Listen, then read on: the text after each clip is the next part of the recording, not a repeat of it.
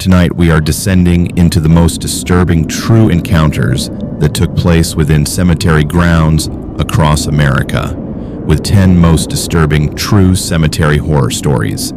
These chilling accounts have been gathered from night shift workers, grieving visitors, and security personnel who witnessed events among the headstones that defied all rational explanation. Each story represents a genuine encounter with forces that should have remained buried, documented by individuals whose lives were forever altered by what they experienced in these sacred grounds.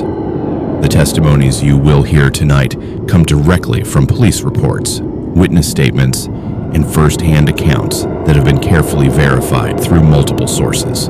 If you are new here, make sure to subscribe to untotally authentic horror content that exposes the terrifying truth lurking in our world.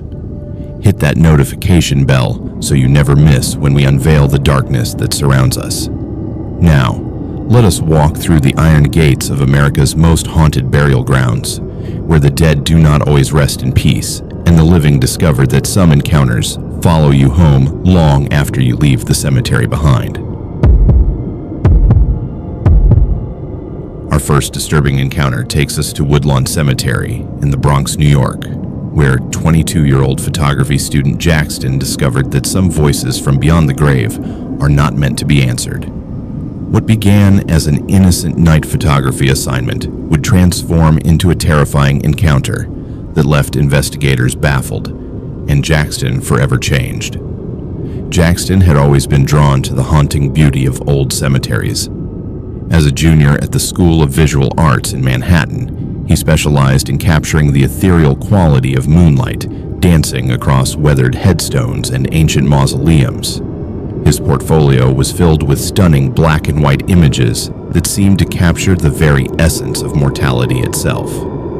His professors praised his unique ability to find beauty in places others considered morbid, and his work had even caught the attention of several prominent galleries in the city. On the night of October 15th, 2023, Jackson received what seemed like the perfect assignment. His advanced photography course required students to capture a series of images that told a story about the relationship between light and shadow in urban environments. While his classmates planned to photograph skyscrapers and street scenes, Jackson knew exactly where he wanted to go. Woodlawn Cemetery, established in 1863, sprawled across 400 acres and contained some of the most elaborate Victorian-era monuments in the Northeast. The cemetery was home to the graves of countless notable figures, but what drew Jackson was the way moonlight transformed the landscape into something otherworldly. Jackson had photographed at Woodlawn several times before during daylight hours, always receiving permission from the administration office. However, for this particular assignment, he needed to capture the interplay between artificial lighting and natural moonlight, which meant he would need to work after the cemetery's official closing time.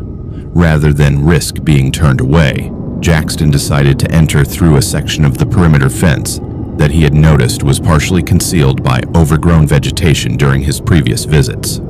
On that crisp autumn evening, Jackson packed his camera equipment into a weatherproof bag and made his way to the cemetery around 11 p.m. The moon was nearly full, casting everything in a silvery glow that seemed to make the marble monuments glow from within. He had specifically chosen this date because the weather forecast promised clear skies and minimal cloud cover. As he slipped through the gap in the fence, Jackson felt the familiar thrill of being somewhere he was not supposed to be, combined with the artistic excitement of capturing something truly unique. The cemetery at night was a completely different world from the peaceful place he had visited during the day. Shadows seemed deeper and more mysterious, and every sound was amplified in the stillness. The gentle rustling of leaves in the October breeze created an almost musical backdrop as Jackson made his way deeper into the cemetery grounds. He had planned his route carefully, targeting a section of the cemetery that contained some of the most ornate mausoleums and monuments, where the contrast between light and shadow would be most dramatic. For the first 2 hours, Everything proceeded exactly as Jackson had hoped. His camera captured stunning images of moonlight filtering through the bare branches of ancient oak trees, casting intricate patterns across marble angels and elaborate headstones. The digital display on his camera showed image after image of haunting beauty. He photographed the Gothic Revival architecture of the larger mausoleums, their stone gargoyles seeming to come alive in the shifting shadows. The ornate ironwork of cemetery gates created fascinating geometric patterns when backlit by distant streetlights that filtered through the trees from the surrounding neighborhood. As Jackson worked his way through the older section of the cemetery, he came across an area that seemed particularly rich with photographic opportunities. This section contained graves dating back to the 1870s, and many of the headstones bore intricate carved details that created fascinating textures in the moonlight. The monuments here were taller and more elaborate than in other sections, with several impressive family mausoleums that rose like small temples from the earth. It was just after 1 a.m. when Jackson heard the first voice. He was crouched beside an ornate headstone, adjusting his camera settings to capture the delicate details carved into the weathered granite, when he heard someone calling his name from somewhere behind him. The voice was faint but unmistakable, carried on the gentle night breeze. What made Jackson freeze in place was not just that someone knew his name, but the voice itself. It was the voice of his grandfather, who had passed away 3 years earlier. Jackson's grandfather, Robert, had been his closest family member and greatest supporter of his artistic pursuits. Robert had been a photographer himself during his younger years, and he had given Jackson his first camera when he turned 16. The old man had spent countless hours teaching Jackson about composition, lighting, and the technical aspects of photography. When Robert died suddenly of a heart attack during Jackson's freshman year of college, the loss had been devastating. The voice calling his name was unmistakably Robert's distinctive gravelly tone, the same voice that had encouraged him through every challenge and celebrated every artistic achievement.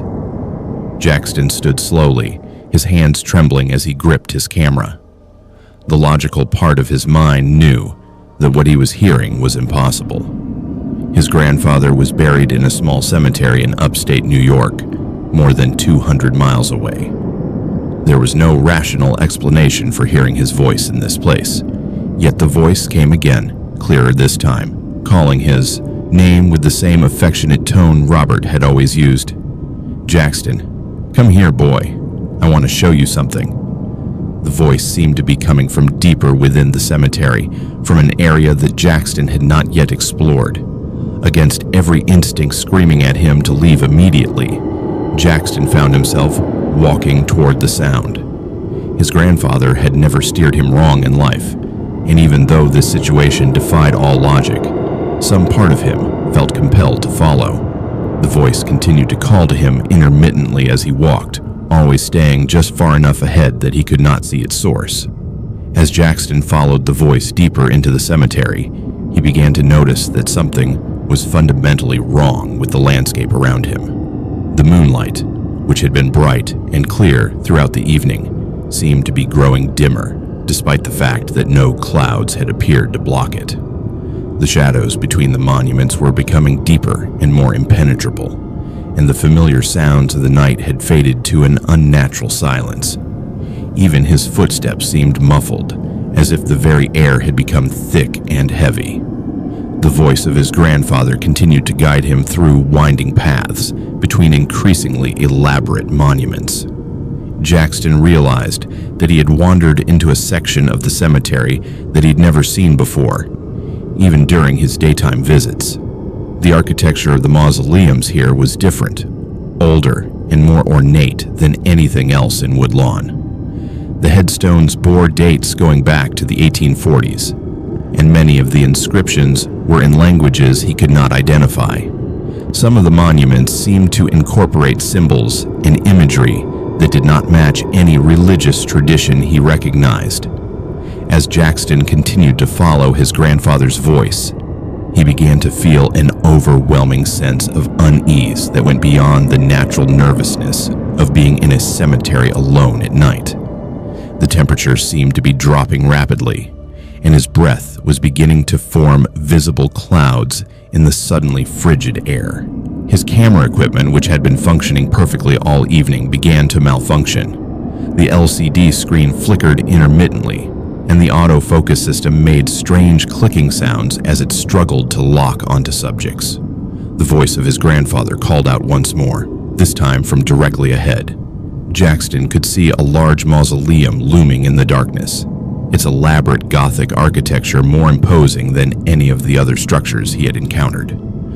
As he approached, he realized that the voice was coming from inside the mausoleum itself. The heavy bronze doors stood slightly ajar, and a faint, sickly sweet odor emanated from within. The smell was unlike anything Jackson had ever encountered, simultaneously floral and putrid, as if something beautiful had been left to rot. Standing before the entrance to the mausoleum, Jackson finally understood that he was in terrible danger. The voice, calling to him, might sound like his beloved grandfather, but Robert would never have led him to such a place. His grandfather had been a practical man who believed in protecting those he loved from harm. Whatever was calling to him from within that stone tomb was not Robert, despite how perfectly it mimicked his voice and mannerisms. Jackson turned to run, but as he did, the voice changed. What had been warm and familiar became cold and predatory. The thing inside the mausoleum began to laugh with his grandfather's voice, but the laughter was wrong, filled with malice and hunger. As Jackson stumbled away from the mausoleum, he could hear movement from within, as if something large was shifting among the stone sarcophagi. In his panic to escape, Jackson lost his bearings completely. The cemetery paths that had seemed familiar earlier in the evening now appeared to lead in impossible directions. Every turn seemed to bring him deeper into the older section of the cemetery, no matter which direction he chose. The voice of his grandfather continued to call out from different locations, sometimes ahead of him, sometimes behind, always with that same terrible laughter underneath the familiar words. Jackson ran blindly through the cemetery for what felt like hours, his camera equipment forgotten, as his only thought was to find the exit. The landscape around him had become completely alien, filled with monuments and mausoleums that seemed to shift and change when he was not looking directly at them. The moonlight had faded to almost nothing, leaving him to navigate by the faint glow of distant streetlights that seemed impossibly far away. It was nearly dawn when Jackson finally found himself back at the section of fence where he had entered the cemetery. He had no memory of how he had gotten there or how much time had passed since he began running. His camera was missing, and his clothes were torn and dirty as if he had been crawling through thorns and underbrush. Most disturbing of all, he had no photographs from the evening except for the images he had captured during the first 2 hours, before he heard his grandfather's voice. When Jackson reported his experience to the police the following day, they initially treated it as a case of trespassing and possible drug use. However, when cemetery security reviewed the footage from their surveillance cameras, they found something that changed their perspective entirely. The cameras showed Jackson entering the cemetery and moving through the grounds for approximately 2 hours, exactly as he had described. But then, at the point where he claimed to have heard his grandfather's voice, the cameras showed him standing motionless in one location for nearly 4 hours, apparently staring at something beyond the range of the camera's view. More disturbing was what the cameras revealed about Jackson's behavior during those 4 hours. The footage showed him occasionally responding to something off camera, nodding and gesturing as if engaged in conversation with an invisible companion. At several points, he appeared to be following someone, or something, that was not visible on any of the camera feeds. The security office confirmed that no other individuals had entered the cemetery that night, and motion sensors throughout the grounds had detected no movement other than Jackson's. When police retrieved Jackson's camera from the location where the security footage showed him standing motionless, They discovered that it contained hundreds of photographs taken during the missing 4 hours. However, every single image was completely black, as if the camera had been unable to capture any light, despite the clear moonlight visible in the security footage. The camera itself showed no signs of malfunction when tested by technicians. The investigation into Jackston's experience ultimately remained unsolved. Medical examinations revealed no traces of drugs or alcohol in his system, and psychological evaluations found no evidence of mental illness or hallucinations. Cemetery records showed no graves belonging to anyone named Robert in the section where Jackston claimed to have heard his grandfather's voice. And historical research revealed that the mausoleums in that area had been sealed for decades due to structural instability. Jackston never returned to cemetery photography after that night. He transferred to a different program at his college and eventually abandoned photography altogether. According to those who knew him, he never spoke about what happened during those missing 4 hours, beyond insisting that whatever had called to him using his grandfather's voice was still waiting in that mausoleum for the next person foolish enough to follow it into the darkness.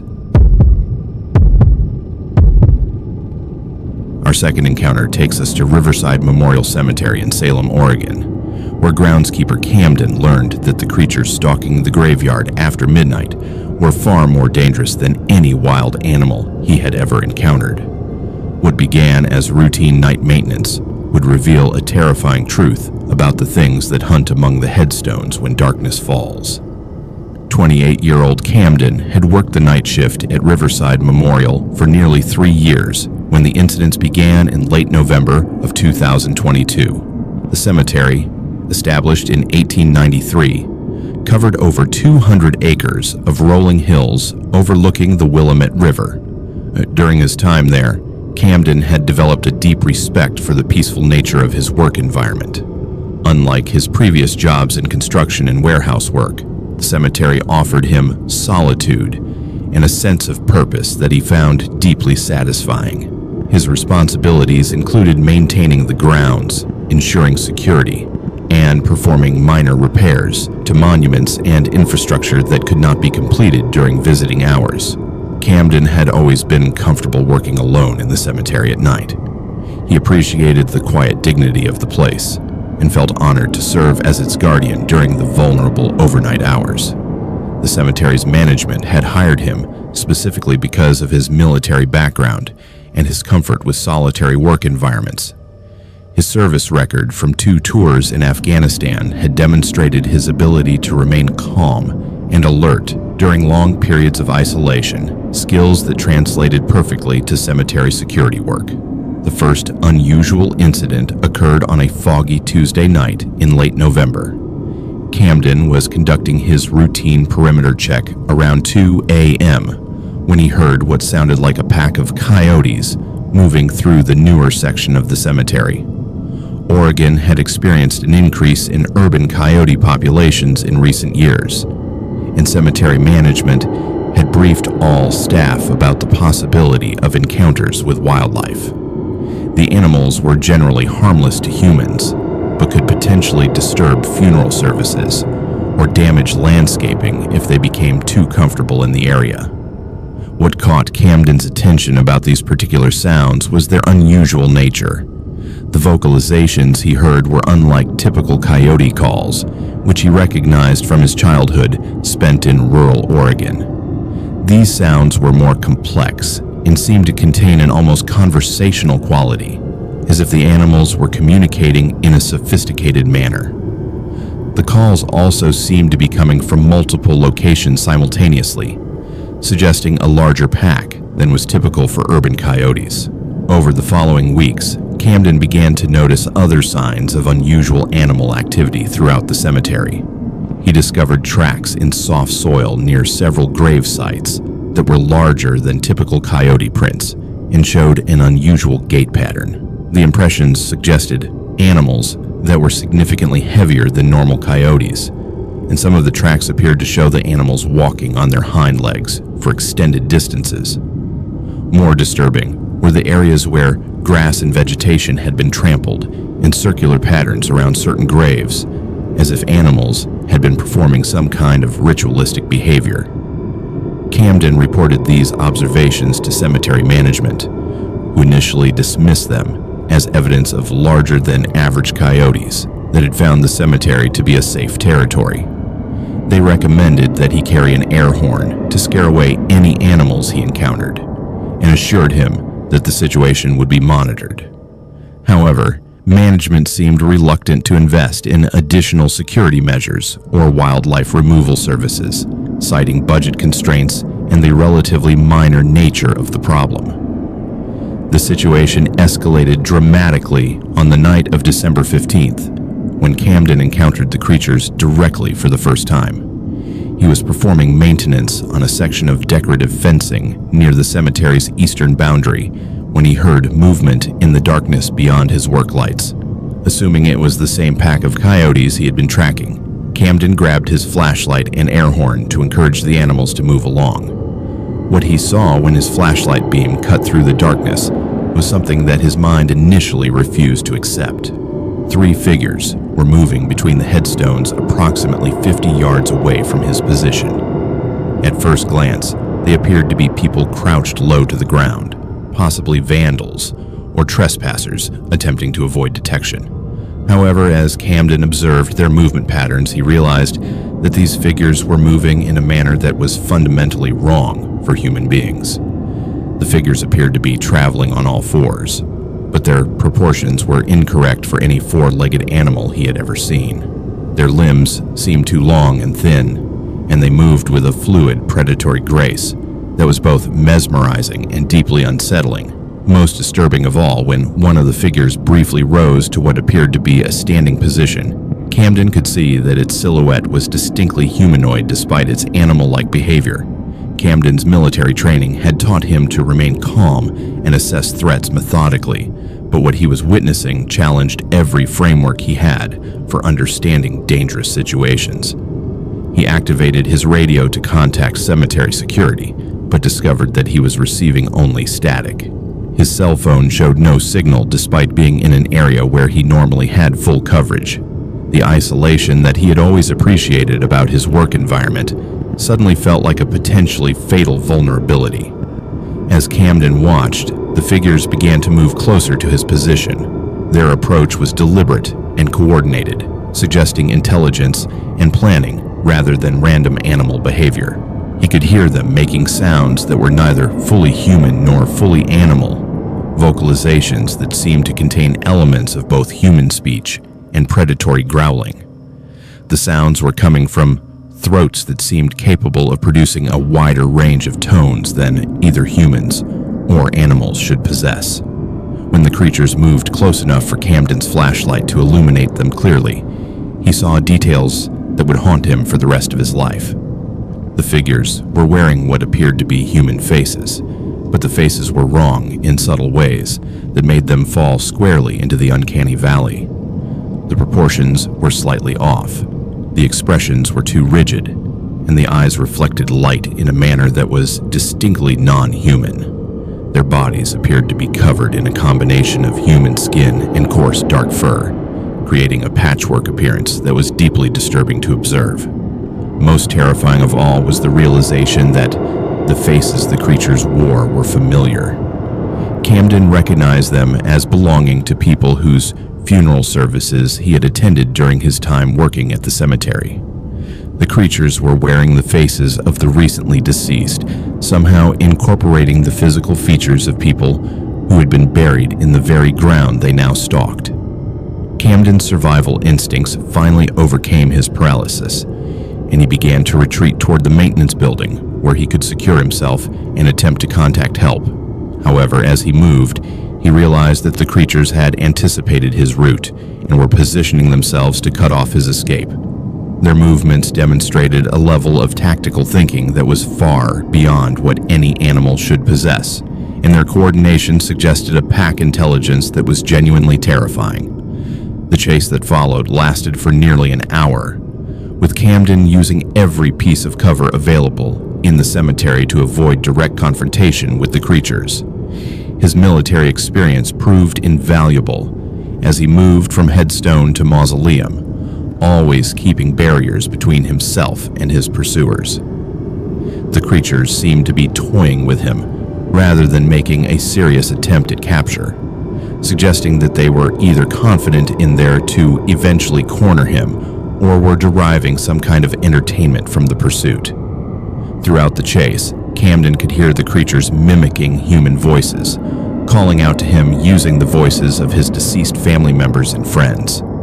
They spoke in perfect replications of his grandmother's voice, his high school friend who had died in a car accident, and even his former commanding officer who had been killed by an IED in Afghanistan. The voices pleaded with him to stop running, promising safety and reunion if he would only come to them willingly. As dawn approached, the creatures' behavior began to change dramatically. Their movements became more frantic and less coordinated, as if they were operating under some kind of time constraint. The vocalizations that had been so eerily human throughout the night became increasingly animalistic, eventually degenerating into purely bestial sounds. As the first rays of sunlight began to filter through the cemetery's trees, the creatures retreated rapidly toward the older section of the grounds, disappearing among monuments that dated back to the cemetery's founding. Camden remained hidden until full daylight before emerging from his shelter behind a large mausoleum. When he finally felt safe enough to investigate the areas where the creatures had been active, he found evidence that convinced him he had not been hallucinating. The soft earth around several graves showed clear tracks from creatures that moved sometimes on 4 legs and sometimes on 2. More disturbing were the areas where the grass had been worn away in patterns that suggested the creatures had been digging, though whatever they had been searching for appeared to have eluded them. When cemetery management arrived for the day shift, they found Camden waiting for them in the parking lot with his resignation letter already prepared. His official report described the incident as an encounter with unusually large and aggressive coyotes that had made him realize he was not suited for isolated night work.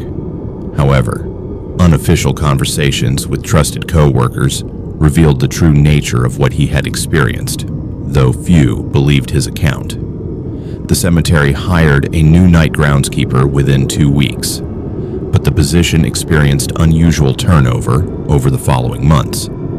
3 different employees quit after reporting encounters with unusual wildlife, and 1 was hospitalized after suffering what appeared to be claw marks from an unknown animal. Cemetery management eventually decided to eliminate the overnight groundskeeper position entirely, citing budget concerns and the installation of improved security systems. Camden relocated to Portland and found work in commercial landscaping, deliberately choosing employment that kept him working during daylight hours. According to former co-workers, he became obsessively interested in Native American folklore and spent considerable time researching historical accounts of creatures that could take human form. He reportedly contacted several tribal elders in the Pacific Northwest, though none were willing to discuss his experiences in detail. Local paranormal investigators who learned of Camden's account attempted to visit Riverside Memorial for their own overnight investigations, but cemetery management refused all requests for after-hours access. Security cameras installed throughout the grounds captured numerous instances of unusual movement patterns at night, but management maintains that the footage shows nothing more than local wildlife in unusual lighting conditions caused by fog and shadows.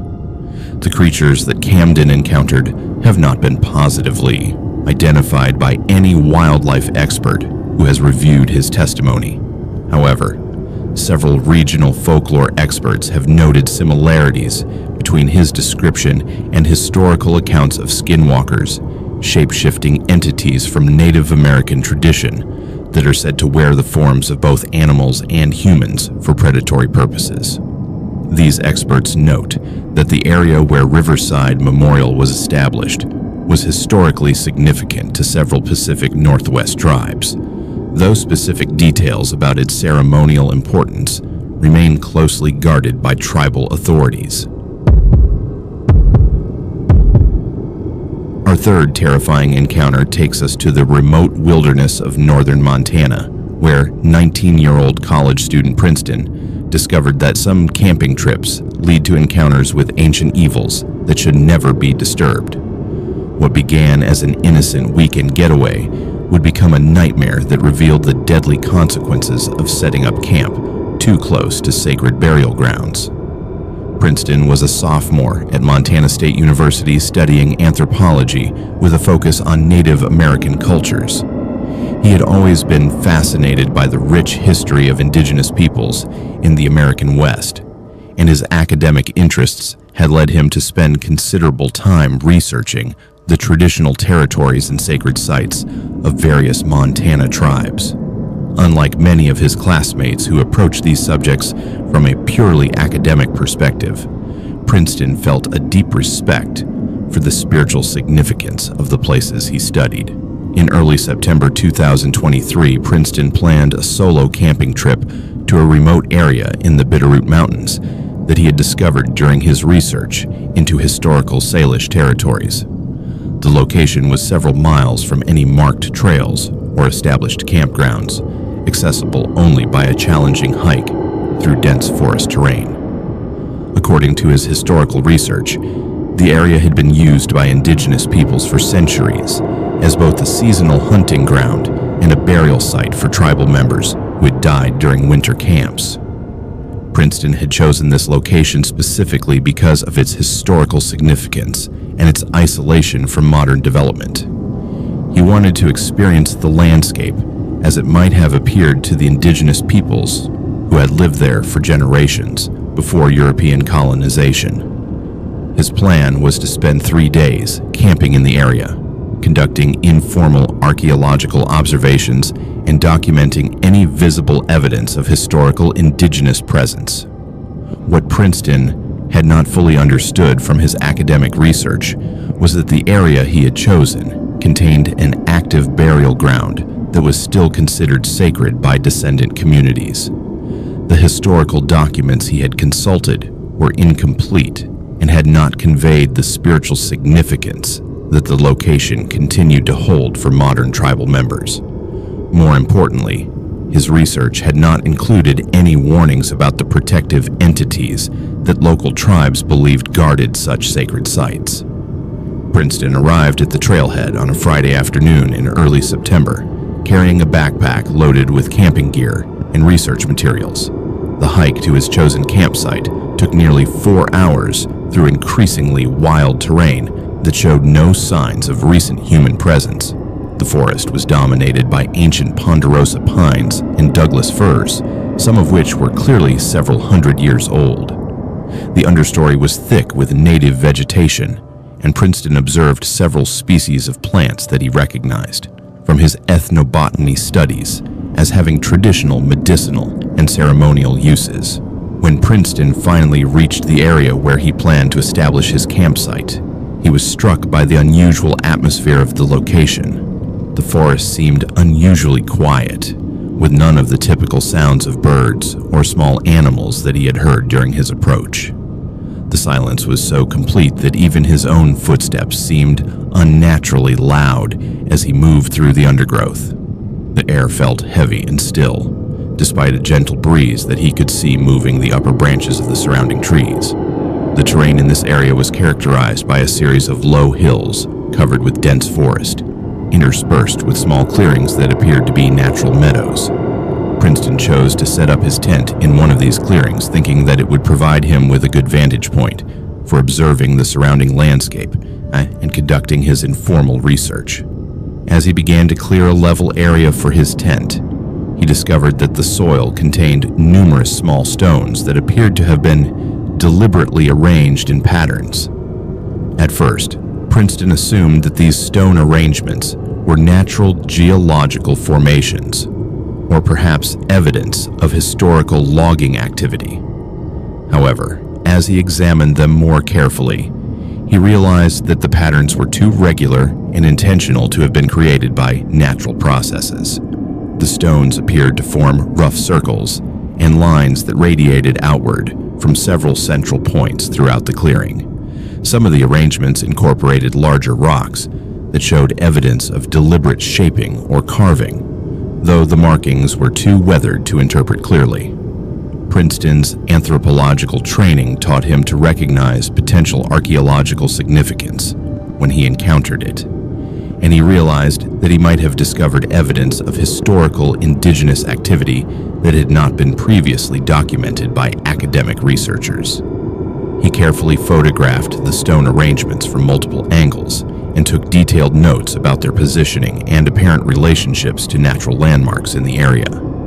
As Princeton worked to document his discoveries, he began to notice other unusual features of the landscape that suggested long-term human presence. Several of the larger trees bore scars that appeared to be deliberately created bark peeling, a practice that some indigenous groups had used to harvest inner bark for food and medicine. More significantly, he discovered what appeared to be intentional clearings in the forest canopy that would have allowed for specific astronomical observations, suggesting that the area might have been used for ceremonial purposes related to seasonal cycles. Princeton set up his camp with growing excitement about the potential significance of his discovery. He spent the first evening documenting everything he could observe and making detailed sketches of the stone arrangements and their relationships to natural features. His academic training had taught him the importance of thorough documentation when encountering potentially significant archaeological sites, and he wanted to ensure that he could provide detailed information to his professors and appropriate tribal authorities when he returned to campus. The first sign that something was wrong came during Princeton's first night in the camp. He was awakened around 2 a.m. by sounds that initially seemed like wind moving through the trees, but which gradually resolved into something that sounded almost like human voices, speaking in a language he did not recognize. The voices seemed to be coming from multiple directions simultaneously, creating an echo effect that made it impossible to determine their exact source or distance. Princeton lay still in his tent, listening carefully to try to understand what he was hearing. The voices seemed to be engaged in some kind of conversation or chant, with multiple speakers responding to each other in rhythmic patterns. The language was unlike anything he had encountered in his studies of indigenous languages, featuring tonal qualities and sound combinations that seemed to require vocal capabilities beyond normal human ranges. As the night progressed, the voices were joined by other sounds that Princeton could not identify. He heard what sounded like footsteps moving around the perimeter of his campsite, but the pattern of the steps was wrong for human locomotion. The steps seemed too widely spaced and occurred in groups of 4 or 6, rather than the alternating pattern of human walking. More disturbing were periodic sounds that resembled human speech, but were distorted in ways that made them incomprehensible and deeply unsettling. Princeton remained in his tent throughout the night, afraid to investigate the source of the sounds, but too frightened to sleep. His anthropological training had included some exposure to accounts of spiritual experiences and protective practices associated with sacred sites, and he was beginning to suspect that he had unknowingly established his camp in a location that was still actively protected by spiritual guardians. When dawn finally arrived, Princeton emerged from his tent to find that his campsite had been subtly altered during the night. Items that he had carefully organized around his camp had been moved or rearranged in ways that seemed deliberate, but served no obvious practical purpose. His camera, which he had left on a flat rock, had been moved to a different location and positioned to face one of the stone arrangements he had been documenting. Most disturbing of all, new stone patterns had appeared overnight in areas where Princeton was certain no such arrangements had existed the previous day. Princeton spent the morning documenting these changes and trying to understand what had happened during the night. His photographs from the previous day clearly showed the original state of his campsite, providing objective evidence that significant alterations had occurred while he slept. The new stone arrangements were more complex and precise than the weathered patterns he had discovered initially, suggesting that whatever had created them possessed both intelligence and detailed knowledge of the symbolic meanings behind the formations. Despite his growing unease, Princeton decided to remain for the second night of his planned camping trip. His academic curiosity outweighed his fear, and he wanted to gather as much documentation as possible about what appeared to be ongoing spiritual activity at the site. He prepared more carefully for the second night, positioning his camera to record whatever might happen, and ensuring that his documentation materials were securely stored. The second night was far more intense than the first. The voices began earlier, starting just after sunset, and seemed to be coming from locations much closer to Princeton's tent. The sounds were joined by what appeared to be drumming, though the rhythm was unlike any traditional drumming patterns that Princeton recognized from his studies. The drum beats seemed to emanate from the ground itself rather than from any visible source, creating vibrations that Princeton could feel through his sleeping bag. Around midnight, Princeton began to see movement outside his tent.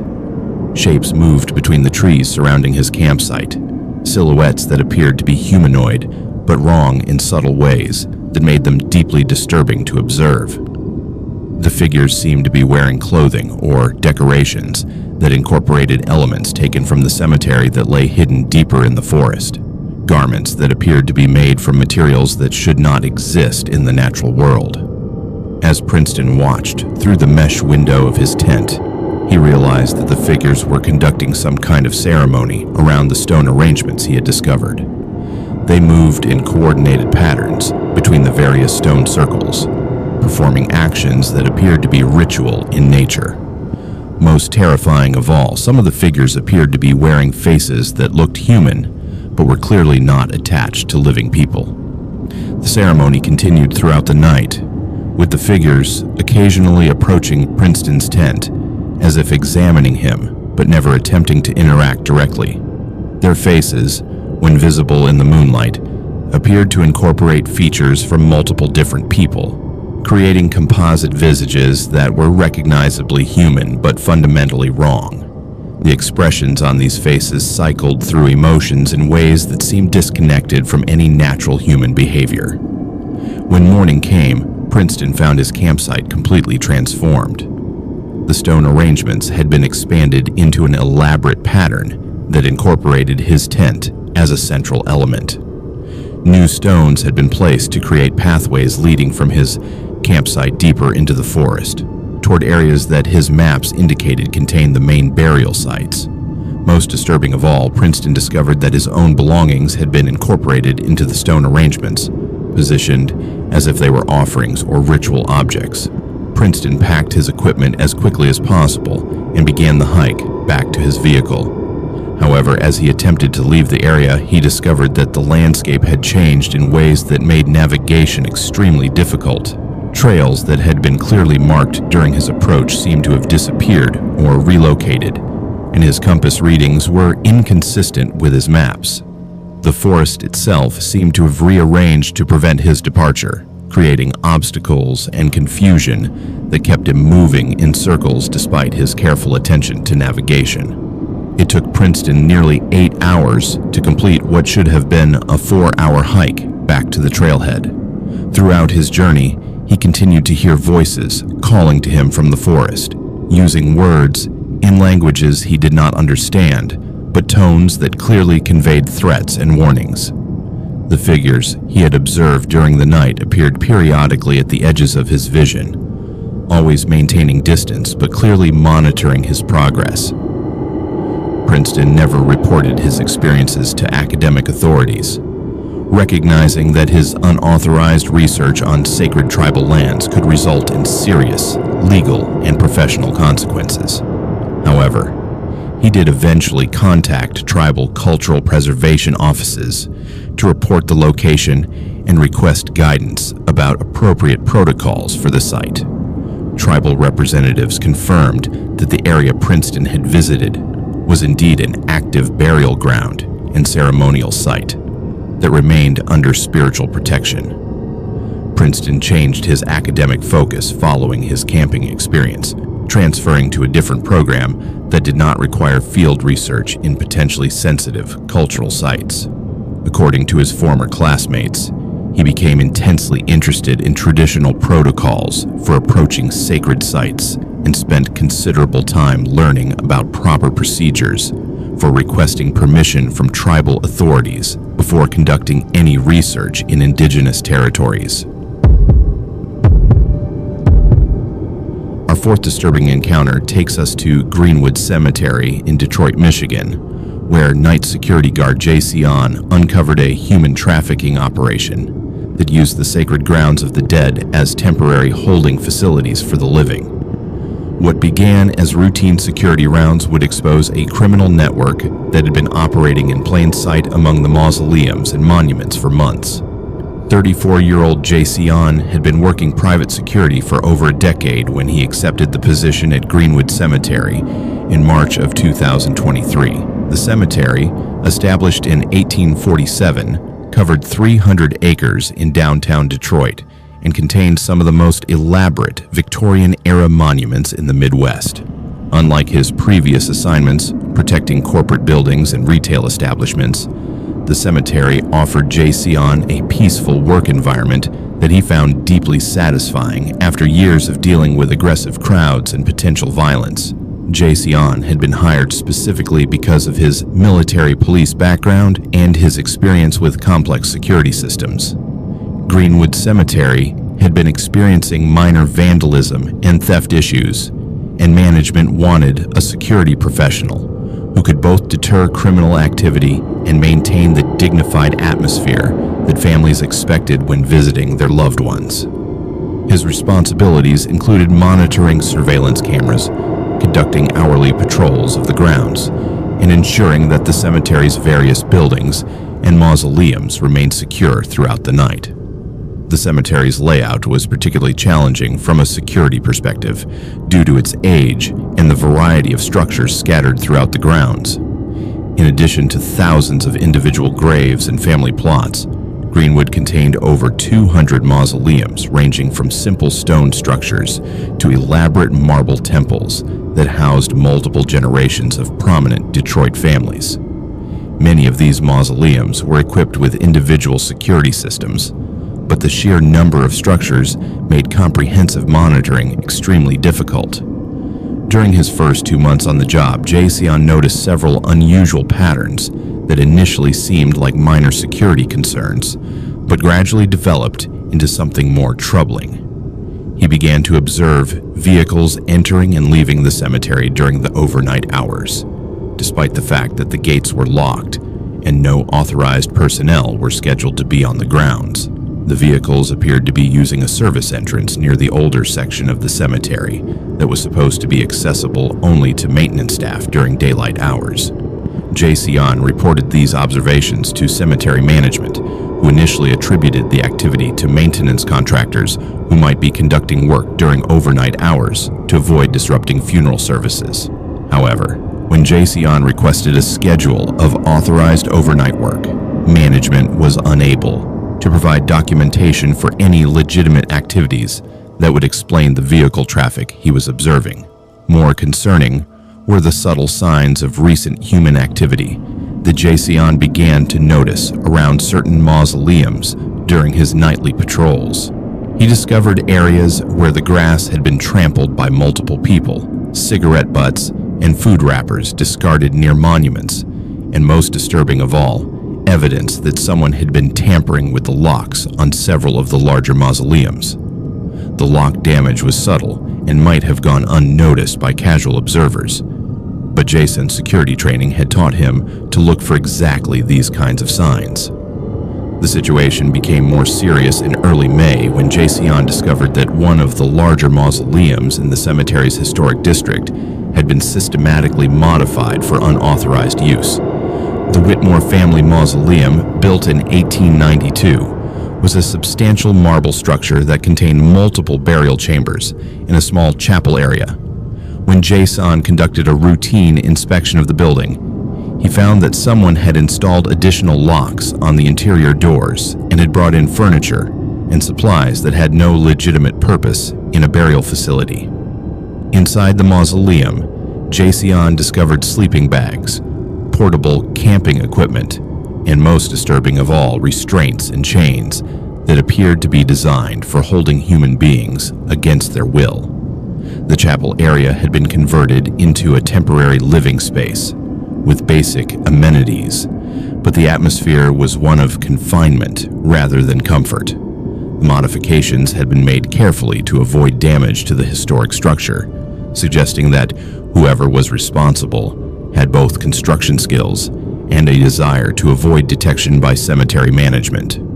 Jason immediately contacted the Detroit Police Department to report his discovery, but the initial response was complicated by jurisdictional issues and uncertainty about the nature of the criminal activity. The cemetery was private property, and the modifications to the mausoleum did not clearly constitute any specific crime without evidence of how the space was being used. Police investigators documented the scene and removed the unauthorized materials, but they were unable to establish a clear connection to any ongoing criminal investigation. However, Jason's discovery had alerted the criminal organization to the fact that their activities were being monitored, and their response was swift and dangerous. 3 days after the police investigation, Jason arrived for his shift to find that his personal vehicle had been vandalized in a manner that was clearly intended as a threat.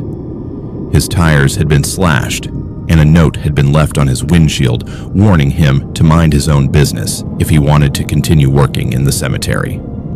Rather than being intimidated by the threats, Jason decided to intensify his surveillance efforts. He began conducting more frequent and less predictable patrols of the cemetery grounds, paying particular attention to areas where he had observed suspicious activity. He also started documenting his observations more carefully, creating detailed logs of vehicle descriptions, timing patterns, and any evidence of unauthorized access to cemetery buildings. Jason's enhanced surveillance efforts soon revealed the true scope of the criminal operation that was using Greenwood Cemetery as part of their infrastructure.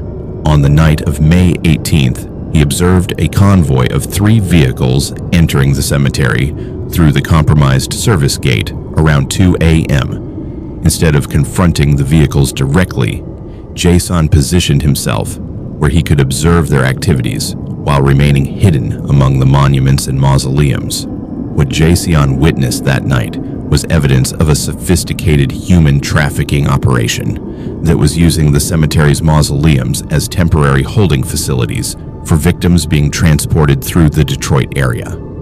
The vehicles contained approximately a dozen individuals who appeared to be in various states of distress and were clearly being held against their will.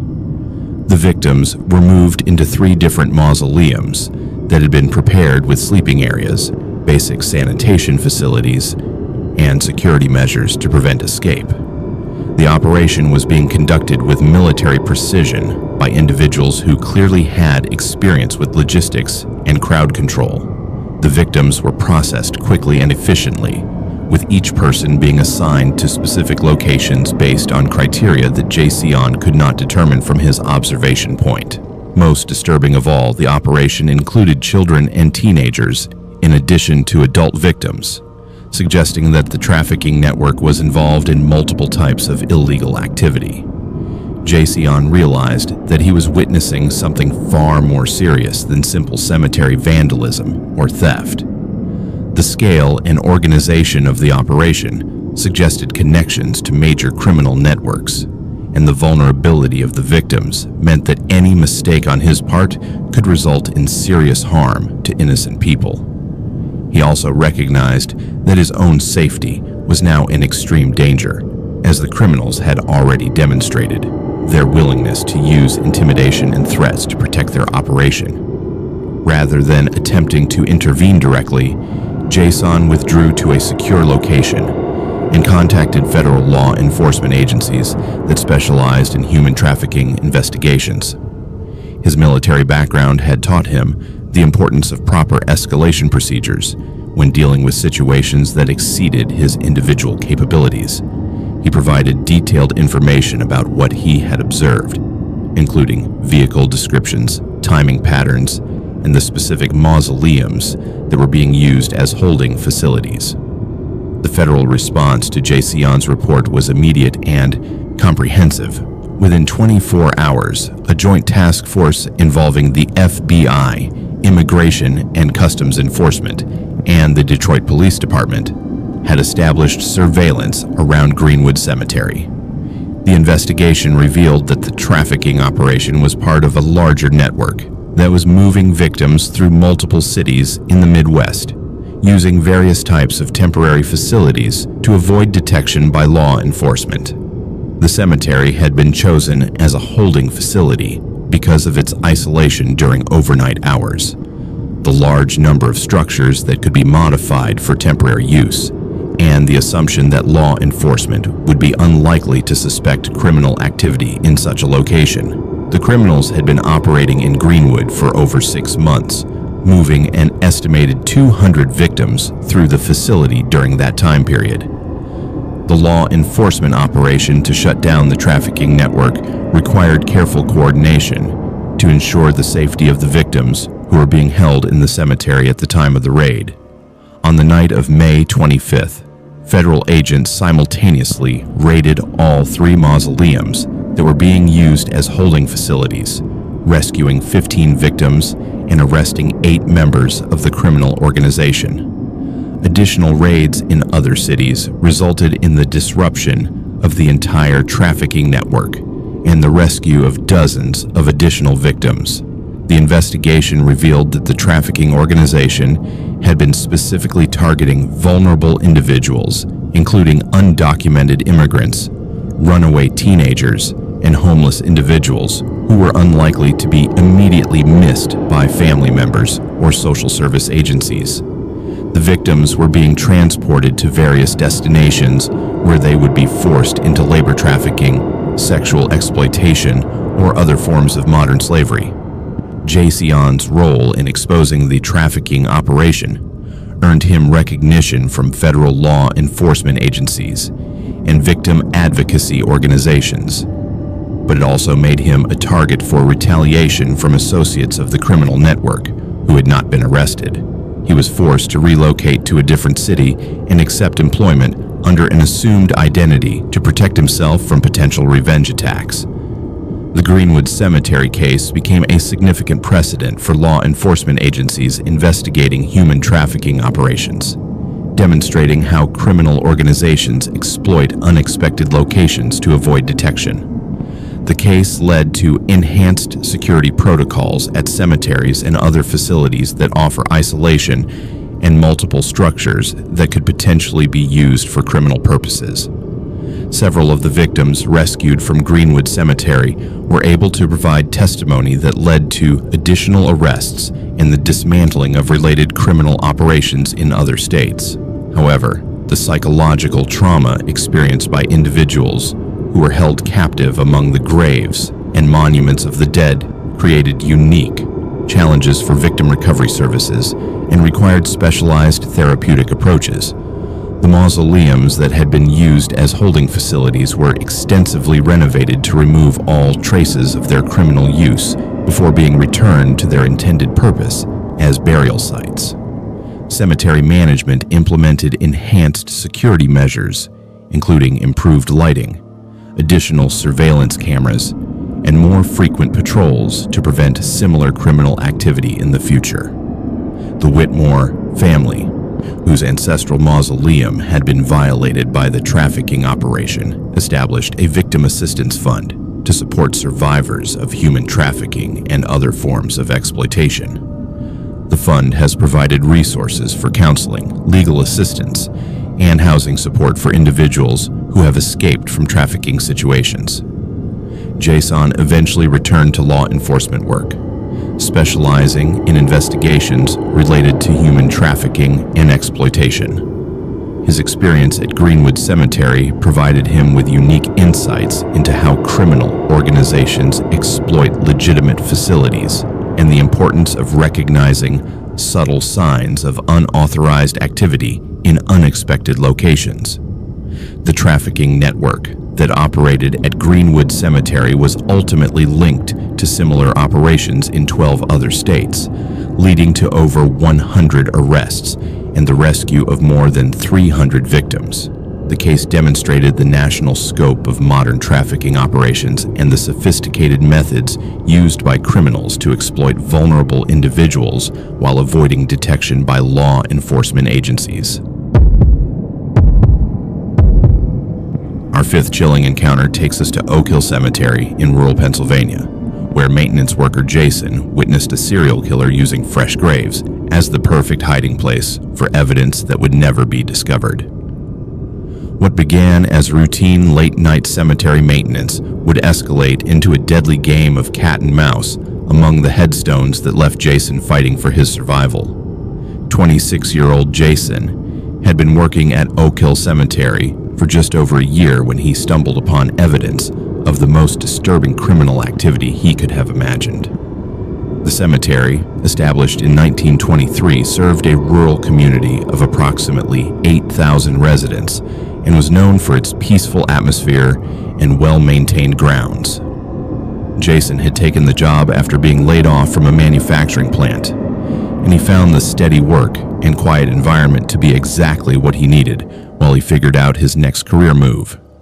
Oak Hill Cemetery covered 75 acres of gently rolling hills surrounded by dense forests and farmland. The isolated location meant that Jason often worked alone for hours without seeing another person, a solitude that he had grown to appreciate after years of noisy factory work. His responsibilities included grave digging, monument maintenance, landscaping, and general upkeep of the cemetery's buildings and equipment. Much of his work was scheduled during early morning or late evening hours to avoid interfering with funeral services and family visitations. Jason's first indication that something was wrong came in early October 2022, when he noticed that recently filled graves were showing signs of disturbance that could not be explained by normal settling or weather conditions. The soil over several graves that had been completed within the past month appeared to have been carefully excavated and then refilled, but not by anyone on the cemetery's maintenance staff. The work had been done skillfully enough to avoid obvious detection, but Jason's experience with proper grave preparation made the alterations obvious to his trained eye. Initially, Jason assumed that the disturbances were the result of vandalism or perhaps relatives attempting to bury personal items with their loved ones after the official burial services had been completed. However, as he examined the affected graves more carefully, he realized that the excavation work was far too extensive and professional to be the work of amateur grave robbers or grieving family members. Someone with considerable digging experience had been accessing these graves for purposes that Jason could not understand. More disturbing was the pattern of which graves had been disturbed. Rather than targeting older graves that might contain valuable jewelry or artifacts, the unknown excavator was focusing exclusively on the most recent burials. All of the affected graves belonged to individuals who'd been buried within the past 6 weeks, and all of the disturbances had occurred during overnight hours when the cemetery was closed to visitors. Jason reported his observations to cemetery management, but they initially dismissed his concerns as evidence of animal activity or natural soil shifting that was common in the clay-heavy soil of the region. However, Jason's military experience had taught him to recognize the signs of deliberate human activity, and he was certain that someone was systematically accessing recent graves for unknown purposes. The situation escalated dramatically on the night of October 23rd, when Jason decided to remain in the cemetery after his official shift ended to observe whether the mysterious excavation activity would continue. He positioned himself in the cemetery's maintenance building, where he could monitor the grounds without being detected, and settled in for what he expected might be a long and uneventful night of surveillance. Around 2 a.m., Jason observed a pickup truck entering the cemetery through a service gate that should have been locked. The vehicle's headlights were turned off, and the driver was clearly attempting to avoid detection by anyone who might be in the area. The truck proceeded directly to the grave of Margaret Hendricks, a 67-year-old woman who had been buried just 5 days earlier, following a private family service. What Jason witnessed next was something that would haunt him for the rest of his life.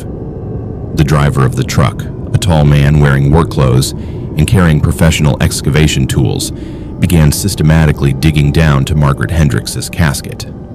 However, instead of attempting to rob the grave or disturb the deceased, the man opened a large duffel bag and began placing items inside the casket alongside the body.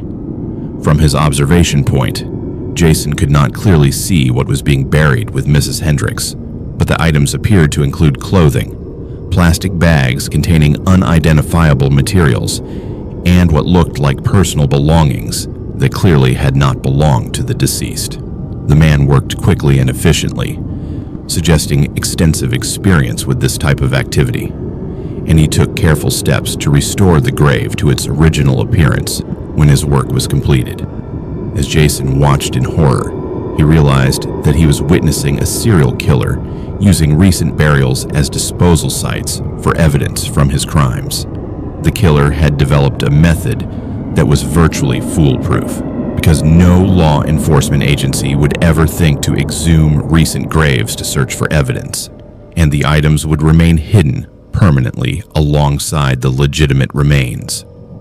Jason faced an impossible decision about how to respond to what he was witnessing. His instinct was to immediately contact law enforcement, but he realized that he had no way to prove what he had observed, and his testimony alone would never be sufficient to convince authorities to exhume a recently buried body. More importantly, he was now a witness to criminal activity that could make him a target for elimination by someone who had clearly killed multiple people. Instead of confronting the situation directly, Jason decided to gather more evidence that could support his eventual report to police. He began photographing the disturbed graves with his cell phone, documenting the subtle signs of excavation that he had learned to recognize. He also started maintaining detailed written logs of his observations, including dates, times, and descriptions of any unusual activity he noticed around recent burial sites. Over the following 2 weeks, Jason observed the killer returning to the cemetery 3 more times, always targeting graves that were less than 2 weeks old, and always working with the same methodical precision that had characterized his first observed visit. The killer appeared to be disposing of evidence from multiple crimes, suggesting an active serial murder campaign that had been ongoing for months or possibly years.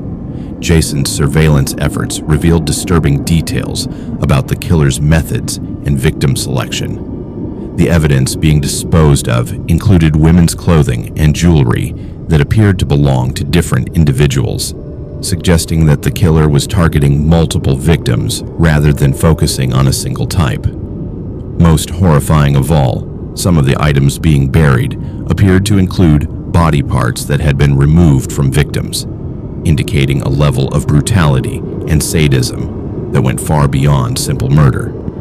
The killer's familiarity with cemetery operations and grave excavation techniques suggested that he might be connected to the funeral industry, or might have previous experience working in cemeteries.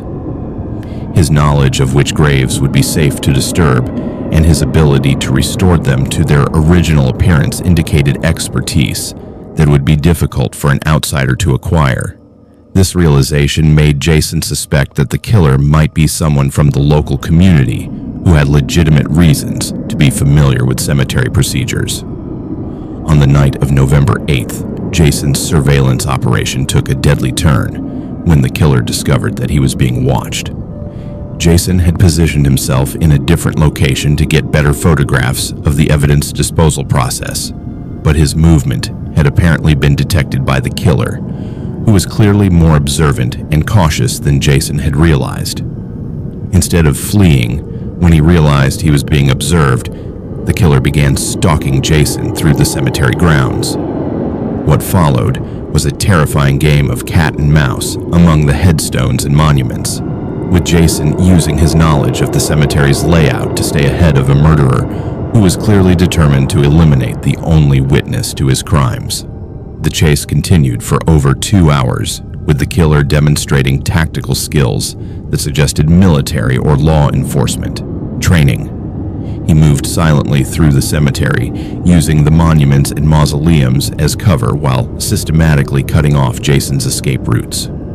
Most terrifying of all, the killer seemed to be enjoying the hunt, occasionally calling out to Jason in a calm, conversational tone that made the situation even more disturbing. Jason's survival depended on his intimate knowledge of the cemetery's terrain and his ability to remain hidden among the graves and monuments. He used every piece of cover available, moving from headstone to mausoleum, while trying to work his way toward the cemetery entrance where he might be able to reach his vehicle and escape. However, the killer had anticipated this strategy and had positioned himself to intercept any attempt to reach the parking area.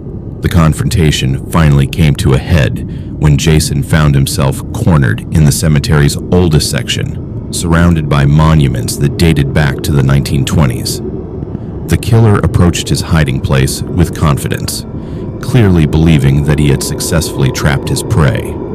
However, Jason had discovered that one of the older mausoleums had a rear entrance that was concealed by overgrown vegetation, providing him with an unexpected escape route. As the killer closed in on what he thought was Jason's location, Jason emerged from the hidden entrance behind him and struck him with a piece of broken monument that he had picked up during his retreat. The blow was sufficient to disable the killer temporarily, giving Jason the opportunity to reach his vehicle and escape from the cemetery. Jason drove directly to the local police station, where his report of the incident initially met with skepticism from officers who found his account difficult to believe. However, when police returned to the cemetery to investigate, they found the killer's truck still parked near Margaret Hendricks' grave, along with excavation tools and a partially filled duffel bag containing evidence from multiple crime scenes. The killer, identified as Robert Morrison, was a 43-year-old former funeral home employee who had been using his knowledge of cemetery operations to dispose of evidence from a murder spree that had lasted over 3 years. Morrison had killed 12 women in 3 different states, carefully selecting victims who were unlikely to be immediately missed and disposing of evidence in fresh graves that would never be searched by law enforcement. Morrison's arrest led to the recovery of evidence from multiple crime scenes and the identification of several previously unknown victims.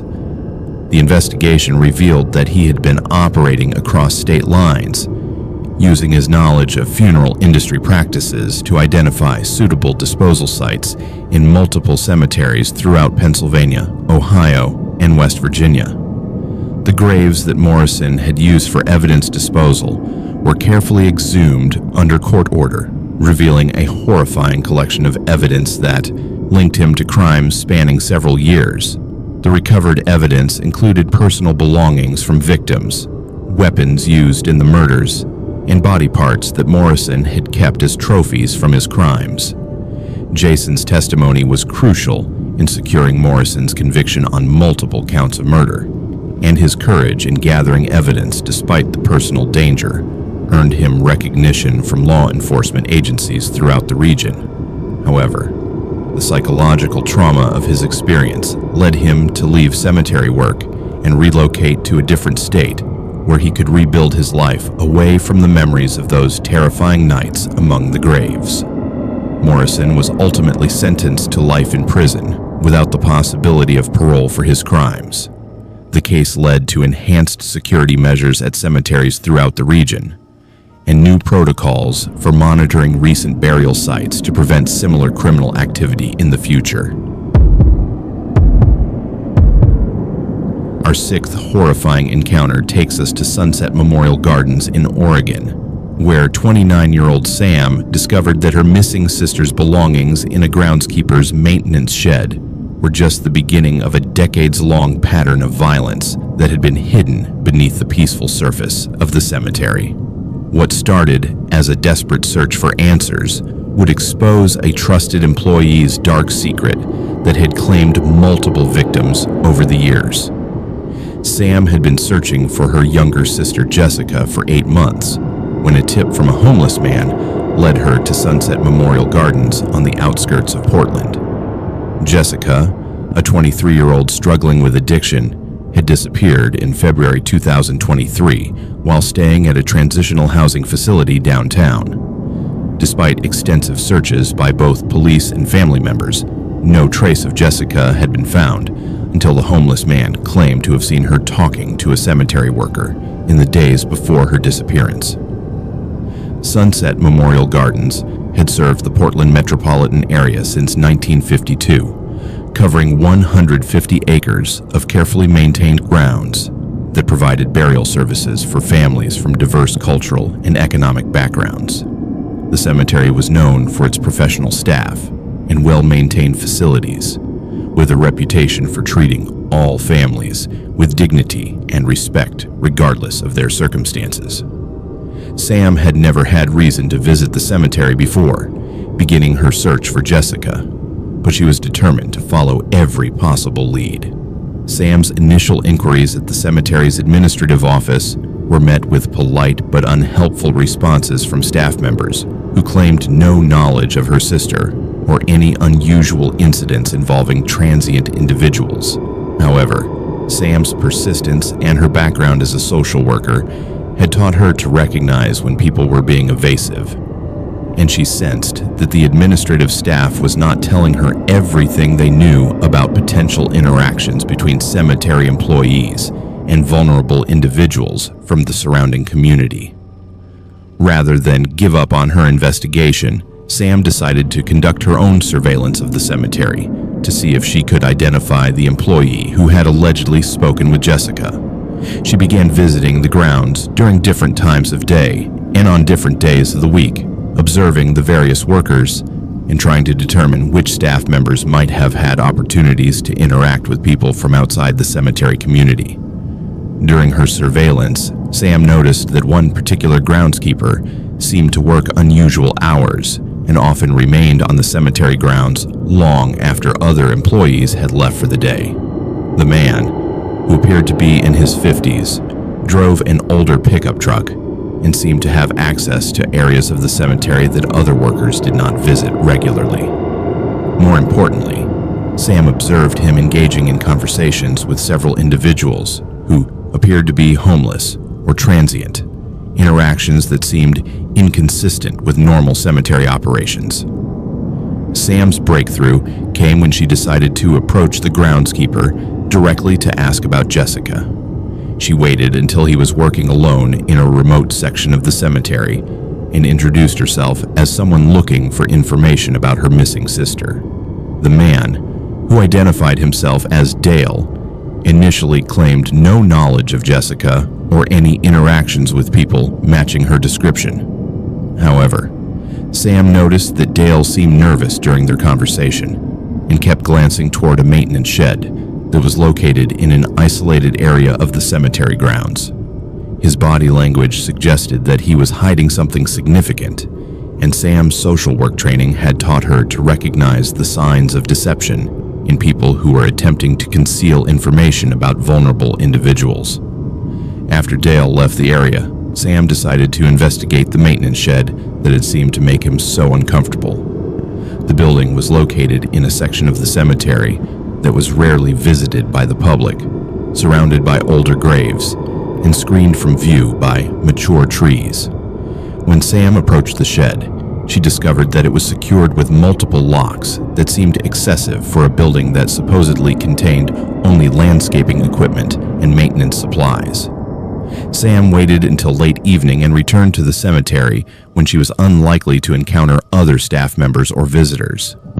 Using tools she had borrowed from a friend, she was able to open the locks on the maintenance shed and investigate its contents. What she discovered inside was evidence that her worst fears about Jessica's fate were tragically accurate. The shed contained personal belongings from multiple different women, including jewelry, identification cards, clothing, and other items that clearly did not belong to a cemetery groundskeeper. Among these possessions, Sam recognized several items that had belonged to Jessica, including a distinctive necklace that their grandmother had given her, and a wallet that Sam had helped Jessica purchase shortly before her disappearance. More disturbing than the personal belongings were the photographs that Sam found hidden in a toolbox inside the shed. The images showed multiple women in various states of distress, clearly taken without their consent, and in circumstances that suggested they were being held against their will. Some of the photographs showed women who appeared to be unconscious or deceased, indicating that Dale's activities went far beyond simple theft or harassment. Sam also discovered detailed written records that Dale had been keeping about his interactions with vulnerable women over a period that appeared to span more than 15 years. The records included names, dates, locations where he had encountered victims, and disturbing descriptions of what he had done to them. The documentation suggested that Dale had been systematically targeting homeless women, sex workers, and individuals struggling with addiction, people who were unlikely to be immediately missed if they disappeared. Among the records, Sam found references to burial locations throughout Sunset Memorial Gardens, where Dale had disposed of his victims. The entries indicated that he had been using his position as groundskeeper to bury bodies in areas of the cemetery that were not actively monitored, sometimes placing victims in graves that had been prepared for legitimate burials that were scheduled for later dates. Realizing that she had discovered evidence of multiple murders spanning more than a decade, Sam immediately contacted the Portland Police Department to report her findings. However, her initial report was complicated by the fact that she had obtained the evidence through illegal entry into Dale's shed, potentially compromising the admissibility of the materials in any criminal prosecution. The police investigation that followed revealed the full scope of Dale's criminal activities and the systematic way he had exploited his position at the cemetery to prey on vulnerable women. Dale Morrison had been employed at Sunset Memorial Gardens for 18 years, during which time he had used his access to cemetery grounds and his knowledge of burial procedures to conceal evidence of at least 23 murders. Dale's method involved approaching vulnerable women in downtown Portland and surrounding areas, offering them temporary work or assistance that would bring them to the cemetery grounds. Once isolated, he would assault and murder his victims, then use his knowledge of the cemetery's operations to dispose of their bodies in locations where they would never be discovered during normal cemetery activities. The investigation revealed that Dale had been particularly careful to target women whose disappearances would not trigger intensive police investigations. He focused on individuals who were estranged from their families, struggling with substance abuse, or involved in sex work, calculating that their deaths would be attributed to the dangers of their lifestyles rather than foul play.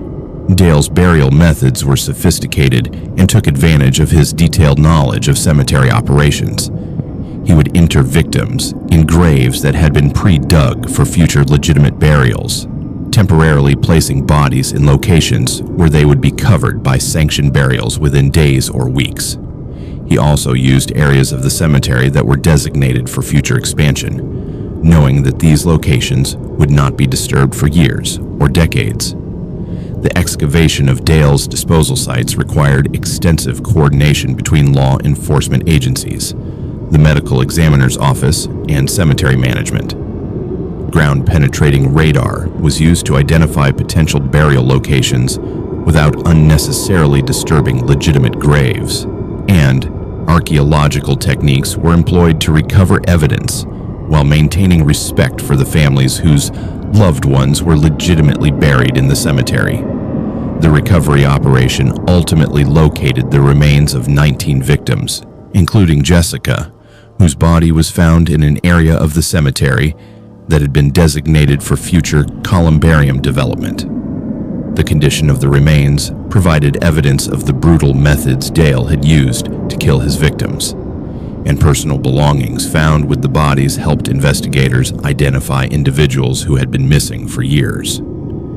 Dale was arrested at his home and initially attempted to claim that the evidence found in his shed had been planted by someone attempting to frame him. However, DNA evidence linked him to multiple crime scenes, and the detailed records he had kept provided prosecutors with compelling evidence of his systematic criminal activity over nearly 2 decades.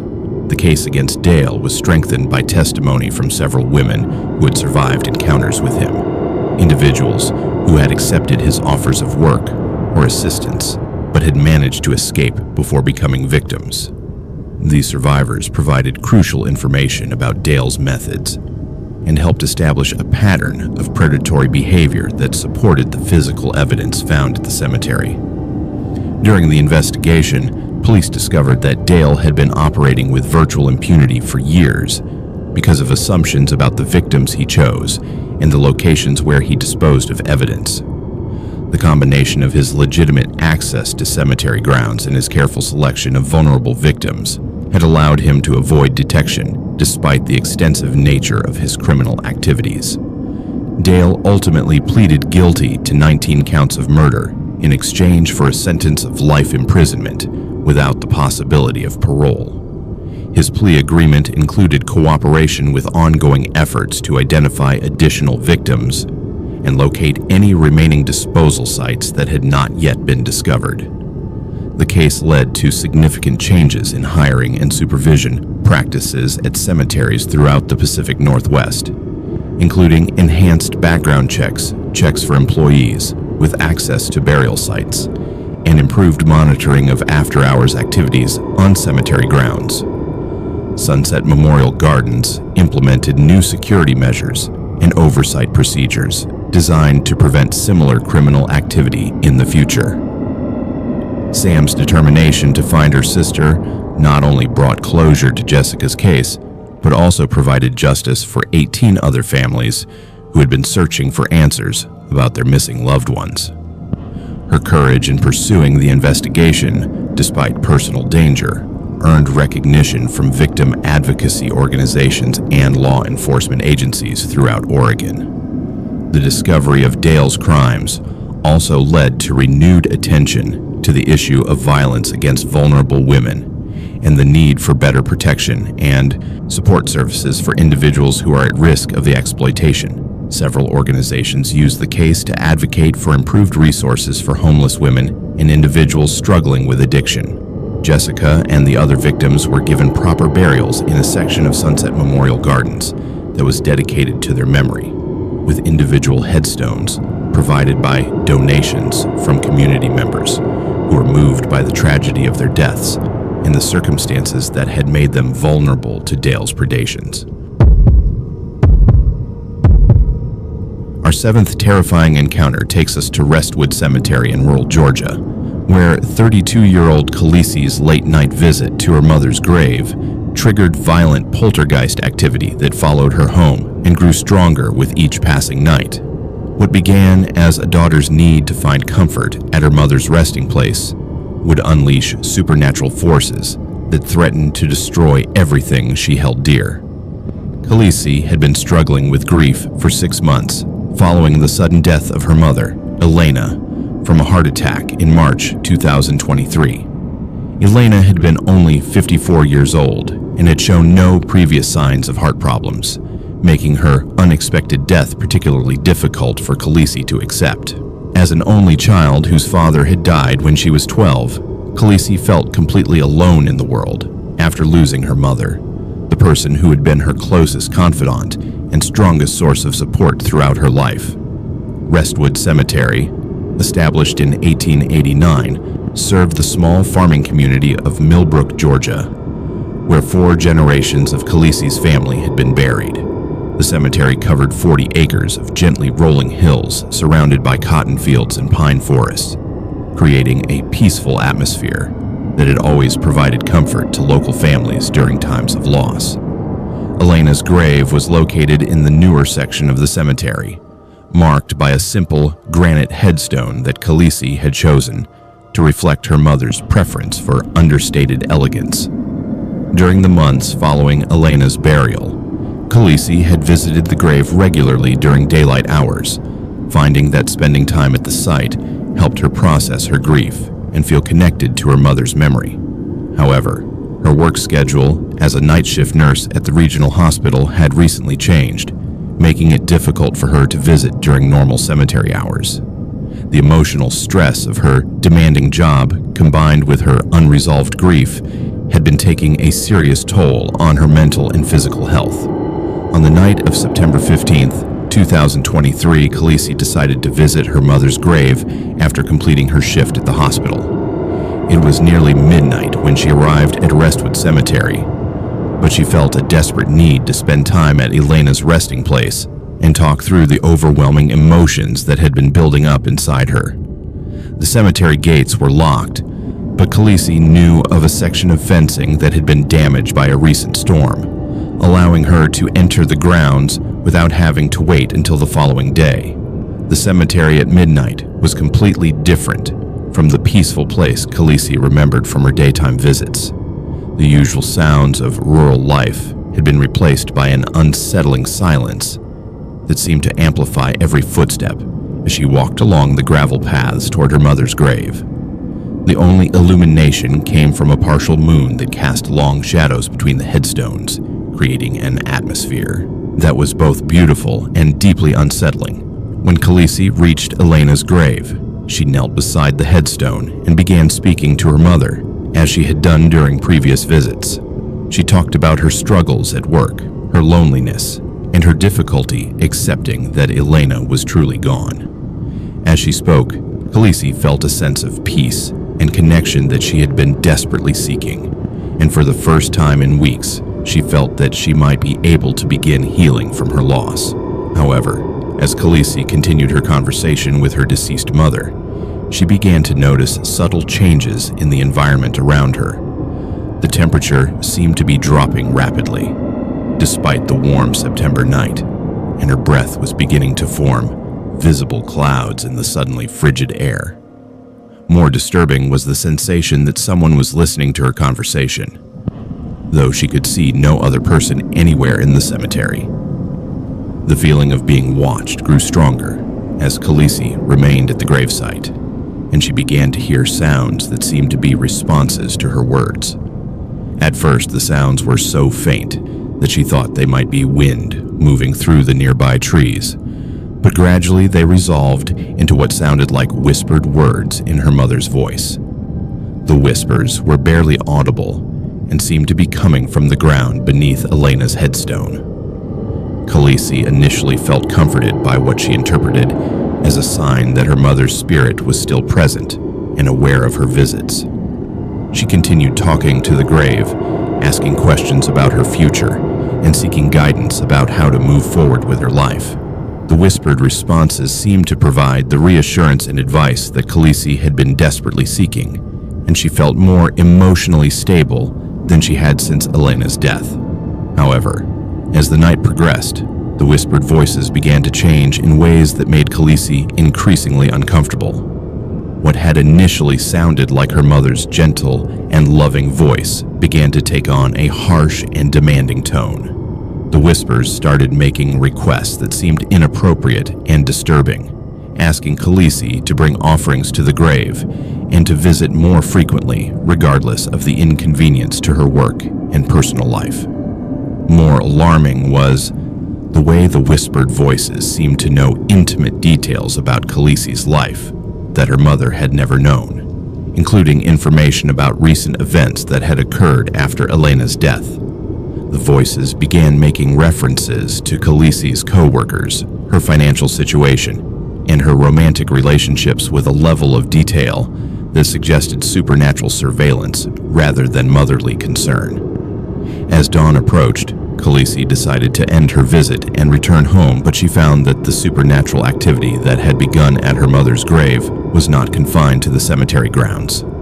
During her drive home, she experienced electrical problems with her car that had never occurred before, including flickering lights, radio static, and brief engine failures that seemed to correspond with her emotional state, rather than any mechanical issues. When Khaleesi arrived at her apartment, she discovered that the poltergeist activity that had begun at the cemetery was continuing and intensifying in her living space. Lights flickered throughout her home, doors opened and closed without explanation, and objects moved from their normal locations to places where Khaleesi was certain she had not left them. Most disturbing of all, the whispered voices that had spoken to her at the cemetery continued to communicate with her, now coming from various locations throughout her apartment. Over the following nights, the supernatural activity in Khaleesi's home escalated dramatically. The poltergeist phenomena became more aggressive and destructive, with dishes breaking spontaneously, furniture moving across rooms, and electronic devices malfunctioning in ways that suggested intelligent manipulation rather than random electrical problems. The whispered voices became louder and more insistent, making demands that became increasingly inappropriate and threatening. Khaleesi began to realize that whatever had been awakened during her midnight visit to her mother's grave was not the benevolent spirit of Elena, but something else entirely that was using her grief and emotional vulnerability to establish a connection with the living world. The entity seemed to feed on her emotions, becoming stronger and more active when she was upset or distressed, and growing more aggressive when she attempted to ignore its presence or establish boundaries. The situation became dangerous when the entity began to manifest physical effects that could cause real harm to Khaleesi and others. Objects were thrown with considerable force, creating hazards that could result in serious injuries. The electrical disturbances became severe enough to create fire hazards, and the temperature fluctuations in her apartment became extreme enough to damage plumbing and affect her health. Most terrifying was the entity's apparent ability to influence Khaleesi's behavior and decision-making processes. She found herself compelled to return to her mother's grave at inappropriate times, often in the middle of the night or during severe weather conditions. The entity seemed to be trying to draw her back to the cemetery for purposes that Khaleesi did not understand, but instinctively recognized as dangerous. Desperate for help, Khaleesi contacted several local religious organizations, but most were reluctant to become involved in what they viewed as either a psychological problem or a situation beyond their expertise. However, a priest from a nearby Catholic church agreed to visit her apartment and assess the situation. Father Martinez had experience dealing with unusual spiritual phenomena and was able to confirm that Khaleesi was indeed dealing with genuine supernatural activity. Father Martinez explained that Khaleesi had likely encountered a malevolent entity that was using her grief and her mother's grave as a focal point for establishing a connection with the living world. The entity was not Elena's spirit, but rather something that had been attracted to the cemetery by the emotional energy generated by grieving visitors over many decades. Such entities were known to be particularly drawn to individuals who were emotionally vulnerable and who visited burial sites during times when spiritual barriers were weakest. The exorcism process that followed was complex and required multiple sessions over several weeks. Father Martinez explained that the entity had established a strong connection with Khaleesi through her initial contact at the cemetery, and breaking that connection required both spiritual intervention and psychological healing to address the grief and vulnerability that had made her susceptible to supernatural influence.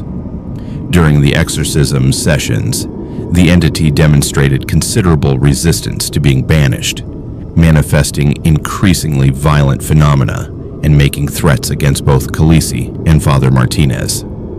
The process revealed that the entity had been active in Westwood Cemetery for many years, preying on grieving visitors and using their emotional pain to strengthen its connection to the physical world.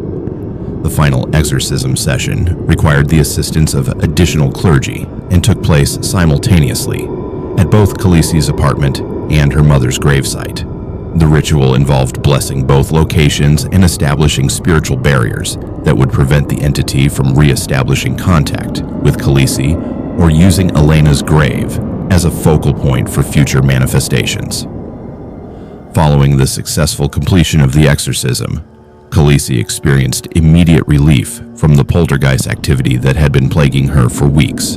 However, the psychological effects of her supernatural encounter required ongoing counseling to address both her original grief and the additional trauma caused by the entity's manipulation and threats. Khaleesi eventually relocated to a different city to establish distance from the cemetery and the memories associated with her supernatural encounter.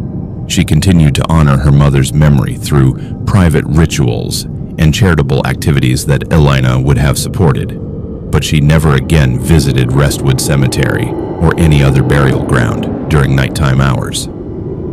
Father Martinez worked with cemetery management to establish protocols for addressing similar supernatural incidents in the future, including enhanced security measures to prevent unauthorized nighttime access and resources for families who might experience unusual phenomena related to their visits to loved ones' graves. The case became a subject of study for paranormal researchers and religious scholars interested in understanding how grief and emotional vulnerability can create conditions that allow malevolent entities to establish connections with living individuals. Several academic papers were published about the incident, contributing to improved understanding of supernatural phenomena related to burial sites and grief counseling. Westwood Cemetery implemented new policies regarding after-hours access and established partnerships with local religious organizations to provide support for families who might experience spiritual difficulties related to their grief. The cemetery also installed improved lighting and security systems to discourage unauthorized visits that might create conditions favorable to supernatural activity.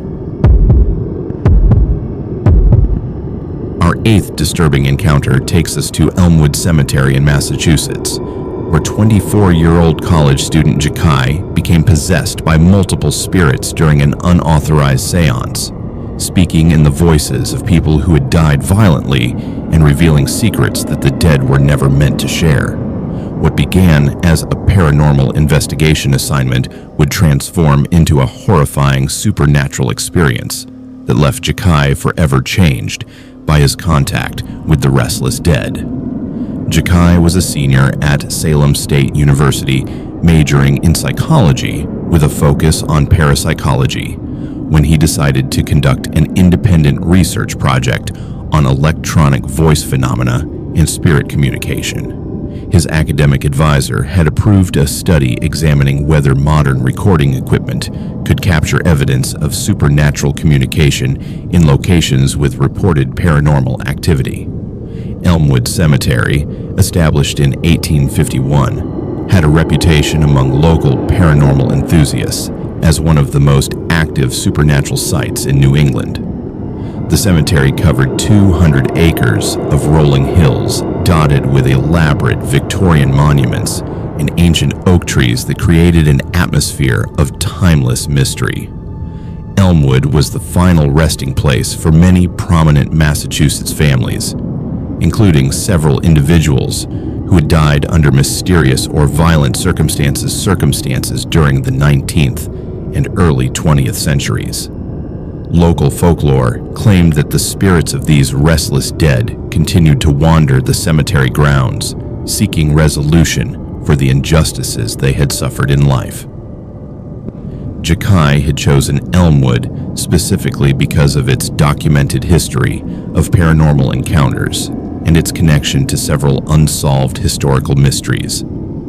His research had identified at least 12 individuals buried in the cemetery who had died under suspicious circumstances, including victims of murder, suicide, and unexplained accidents.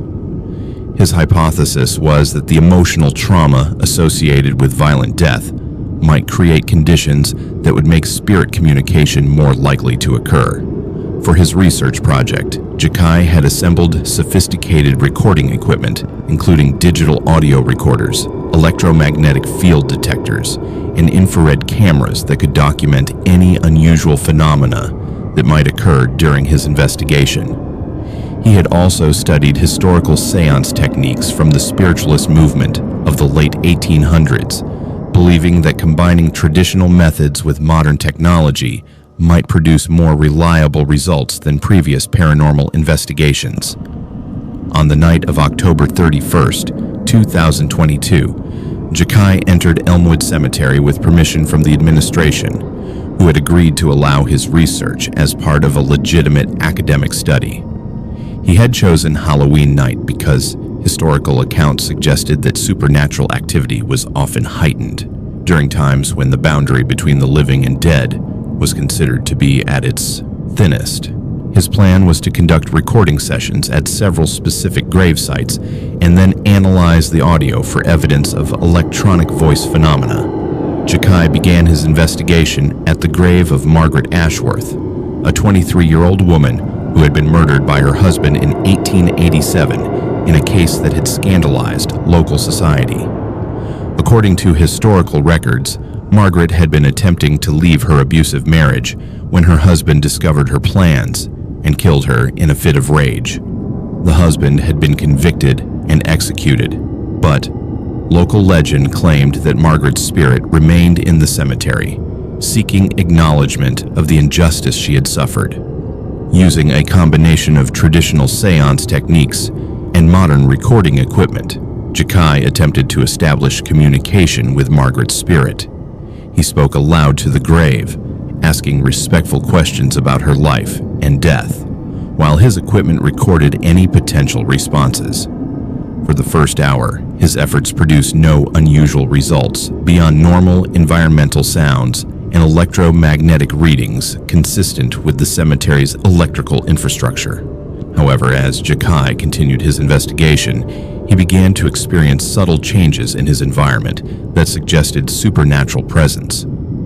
The temperature around Margaret's grave dropped significantly, despite the mild October weather, and his electromagnetic field detectors began registering fluctuations that did not correspond to any identifiable electrical sources. More importantly, Jakai began to feel a growing sense of unease that seemed to originate from sources beyond his own nervousness about conducting the investigation.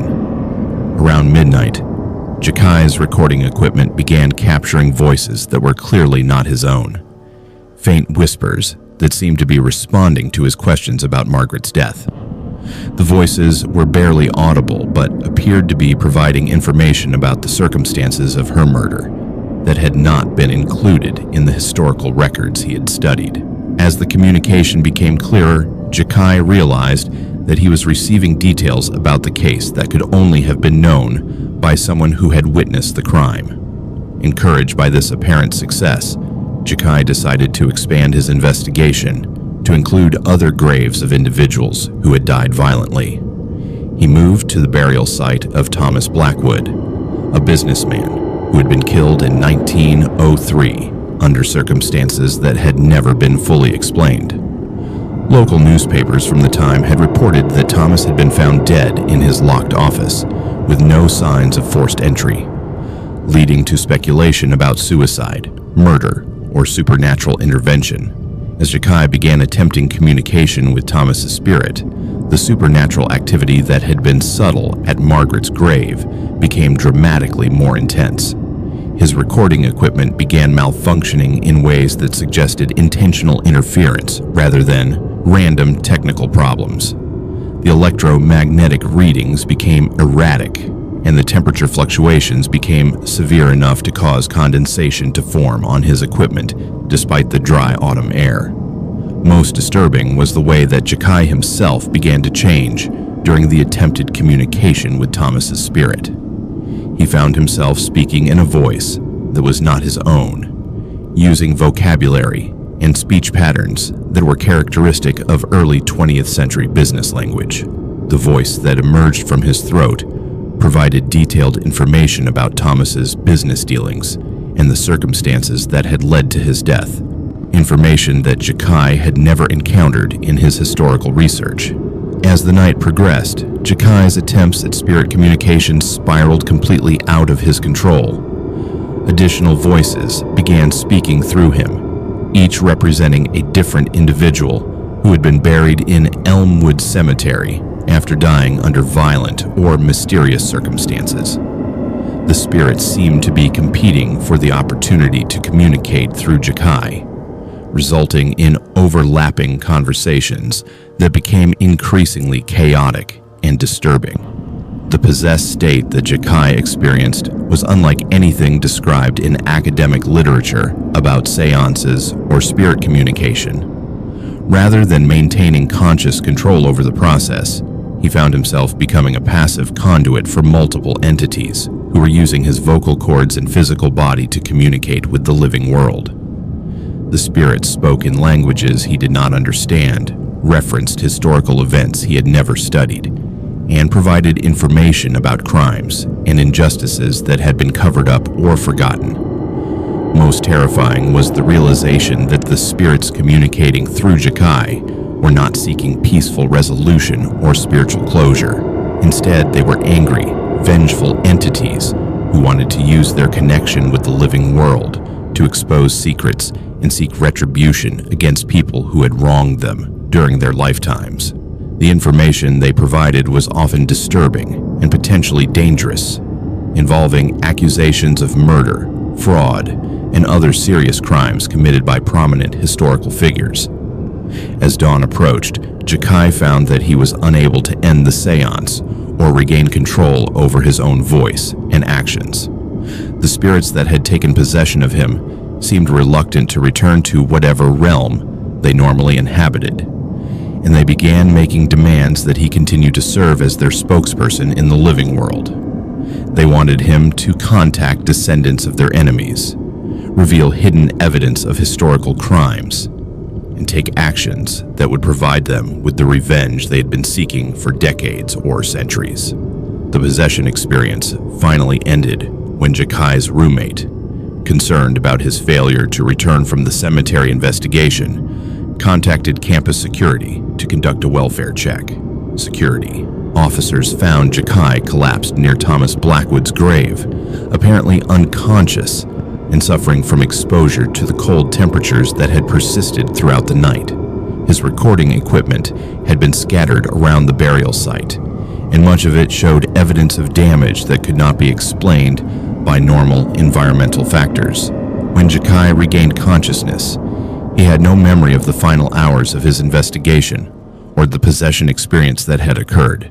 However, his recording equipment had captured hours of audio featuring multiple voices speaking through him, providing detailed information about historical crimes and supernatural phenomena that he could not have known through normal research methods. The audio recordings became the subject of extensive analysis by both academic researchers and paranormal investigators. Medical examinations following Jakai's recovery showed no evidence of drug use or mental illness that could explain his experience, but psychological evaluation revealed significant trauma consistent with having experienced severe dissociative episodes. More concerning were the lasting effects of his contact with the vengeful spirits, including recurring nightmares, episodes of speaking in voices that were not his own, and an ongoing sense of being watched or followed by unseen entities. The academic analysis of Jakai's recordings revealed information about historical crimes and mysteries that had never been publicly documented, suggesting that he had indeed made contact with individuals who possessed knowledge that could only have been acquired through direct experience of past events. However, attempts to verify the historical claims made by the spirits proved difficult due to the passage of time and the destruction of many relevant records. Jakai's experience led to significant changes in the university's policies regarding student research into paranormal phenomena, including requirements for faculty supervision and safety protocols for investigations conducted in potentially dangerous locations. The psychology department established new guidelines for research involving altered states of consciousness and supernatural beliefs, recognizing the potential for psychological harm from such investigations. Following his recovery, Jakai abandoned his academic focus on parapsychology and transferred to a different program that did not involve supernatural research. However, he continued to experience periodic episodes of involuntary spirit communication, suggesting that his contact with the cemetery spirits had created a permanent connection that could not be easily severed. These ongoing experiences required long-term therapeutic intervention and support from specialists in supernatural trauma. The Elmwood Cemetery Administration implemented new restrictions on after-hours access following Jakai's incident, recognizing that unsupervised paranormal investigations could pose serious risks to both investigators and the spiritual balance of the cemetery grounds. They also established partnerships with local religious organizations to provide spiritual cleansing services for individuals who might experience supernatural difficulties related to cemetery visits. Paranormal researchers who studied Jakai's case noted similarities to historical accounts of mediumship and spirit possession, but emphasized the unusual intensity and duration of his experience compared to typical seance phenomena. The case became a subject of ongoing research into the psychological and spiritual risks associated with attempting to communicate with spirits who had died under traumatic circumstances. The spirits that communicated through Jakai provided information that led to renewed interest in several unsolved historical mysteries, including the circumstances surrounding Thomas Blackwood's death and other cases involving prominent Massachusetts families. However, the vengeful nature of these communications raised ethical questions about whether such information should be pursued or publicized, given the potential for harm to living descendants. Local spiritual practitioners who became aware of Jakai's case worked to establish protective barriers around Elmwood Cemetery to prevent similar incidents in the future, recognizing that the concentration of traumatic deaths in the location had created conditions that were particularly favorable to dangerous supernatural encounters.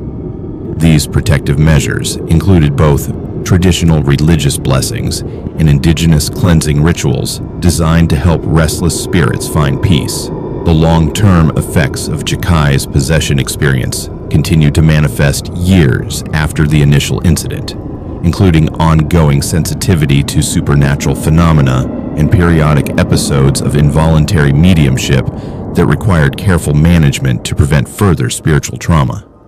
His case became an important example of the potential dangers associated with uncontrolled contact with vengeful spirits and the need for proper protective measures when conducting paranormal research. Our ninth terrifying encounter takes us to Hillcrest Cemetery in rural Tennessee, where 31-year-old history enthusiast Braylon's metal detecting hobby in an old cemetery awakened something ancient that began systematically hunting anyone who disturbed the graves. What started as an innocent search for historical artifacts would unleash a malevolent entity that had been guarding the burial ground for over a century. Braylon had been metal detecting for nearly 8 years when he received permission from the Hillcrest Cemetery Board to search for historical artifacts in the older sections of the burial ground. As a member of the Tennessee Historical Society and an amateur archaeologist, Braylon had built a reputation for conducting respectful and scientifically valuable searches that had contributed to several local museum collections. His specialty was locating Civil War-era artifacts and personal items that could provide insight into the lives of ordinary people during the 19th century. Hillcrest Cemetery, established in 1847, covered 120 acres of rolling hills in the foothills of the Appalachian Mountains. The cemetery contained graves dating back to the earliest European settlement of the region, including the burial sites of Cherokee families who had been forcibly relocated during the Trail of Tears. The older sections of the cemetery were particularly interesting to historians because they contained the remains of individuals who had lived through some of the most turbulent periods in Tennessee history. Braylon's interest in Hillcrest had been sparked by historical records indicating that the cemetery grounds had been used as a temporary burial site for casualties from several Civil War skirmishes that had occurred in the area. Military historians believed that some of these battlefield burials had never been properly documented, and there was speculation that personal effects from soldiers and civilians might still be buried in unmarked locations throughout the grounds. Cemetery management had agreed to allow Braylon's metal detecting activities, with the understanding that he would follow strict protocols for documenting any discoveries and would ensure that all finds were properly preserved and studied. His work would be supervised by a local archaeologist, and any human remains encountered would be treated with appropriate respect and reburied according to historical preservation guidelines. On a crisp October morning in 2022, Braylon began his systematic search of the cemetery's oldest section, an area that contained graves dating back to the 1850s and had been identified by ground-penetrating radar as potentially containing unmarked burial sites. His metal detector was a high-end model capable of discriminating between different types of metals and providing detailed information about the size and depth of buried objects. During his first few hours of searching, Braylon discovered several items that were consistent with typical cemetery finds from the 19th century. These included corroded metal buttons from period clothing, fragments of casket hardware, and various personal items that had been buried with deceased individuals according to the customs of the time. Each discovery was carefully documented with GPS coordinates and photographs before being removed for further study. However, as Braylon worked his way deeper into the oldest section of the cemetery, his metal detector began registering signals that were unlike anything he had encountered in his years of experience. The device indicated the presence of large metallic objects buried at considerable depths, far below the level where typical grave goods would be expected. More puzzling was the fact that these signals seemed to move slightly between detection attempts, as if the buried objects were somehow shifting position underground. The first unusual discovery came when Braylon's detector registered a strong signal near a cluster of unmarked graves that appeared to date from the 1840s. When he began carefully excavating the site, following proper archaeological procedures, he uncovered what appeared to be an ornate metal container buried approximately 4 feet below the surface. The container was unlike any burial artifact he had previously encountered, featuring intricate engravings that did not match known Cherokee, European, or African American burial traditions from the period.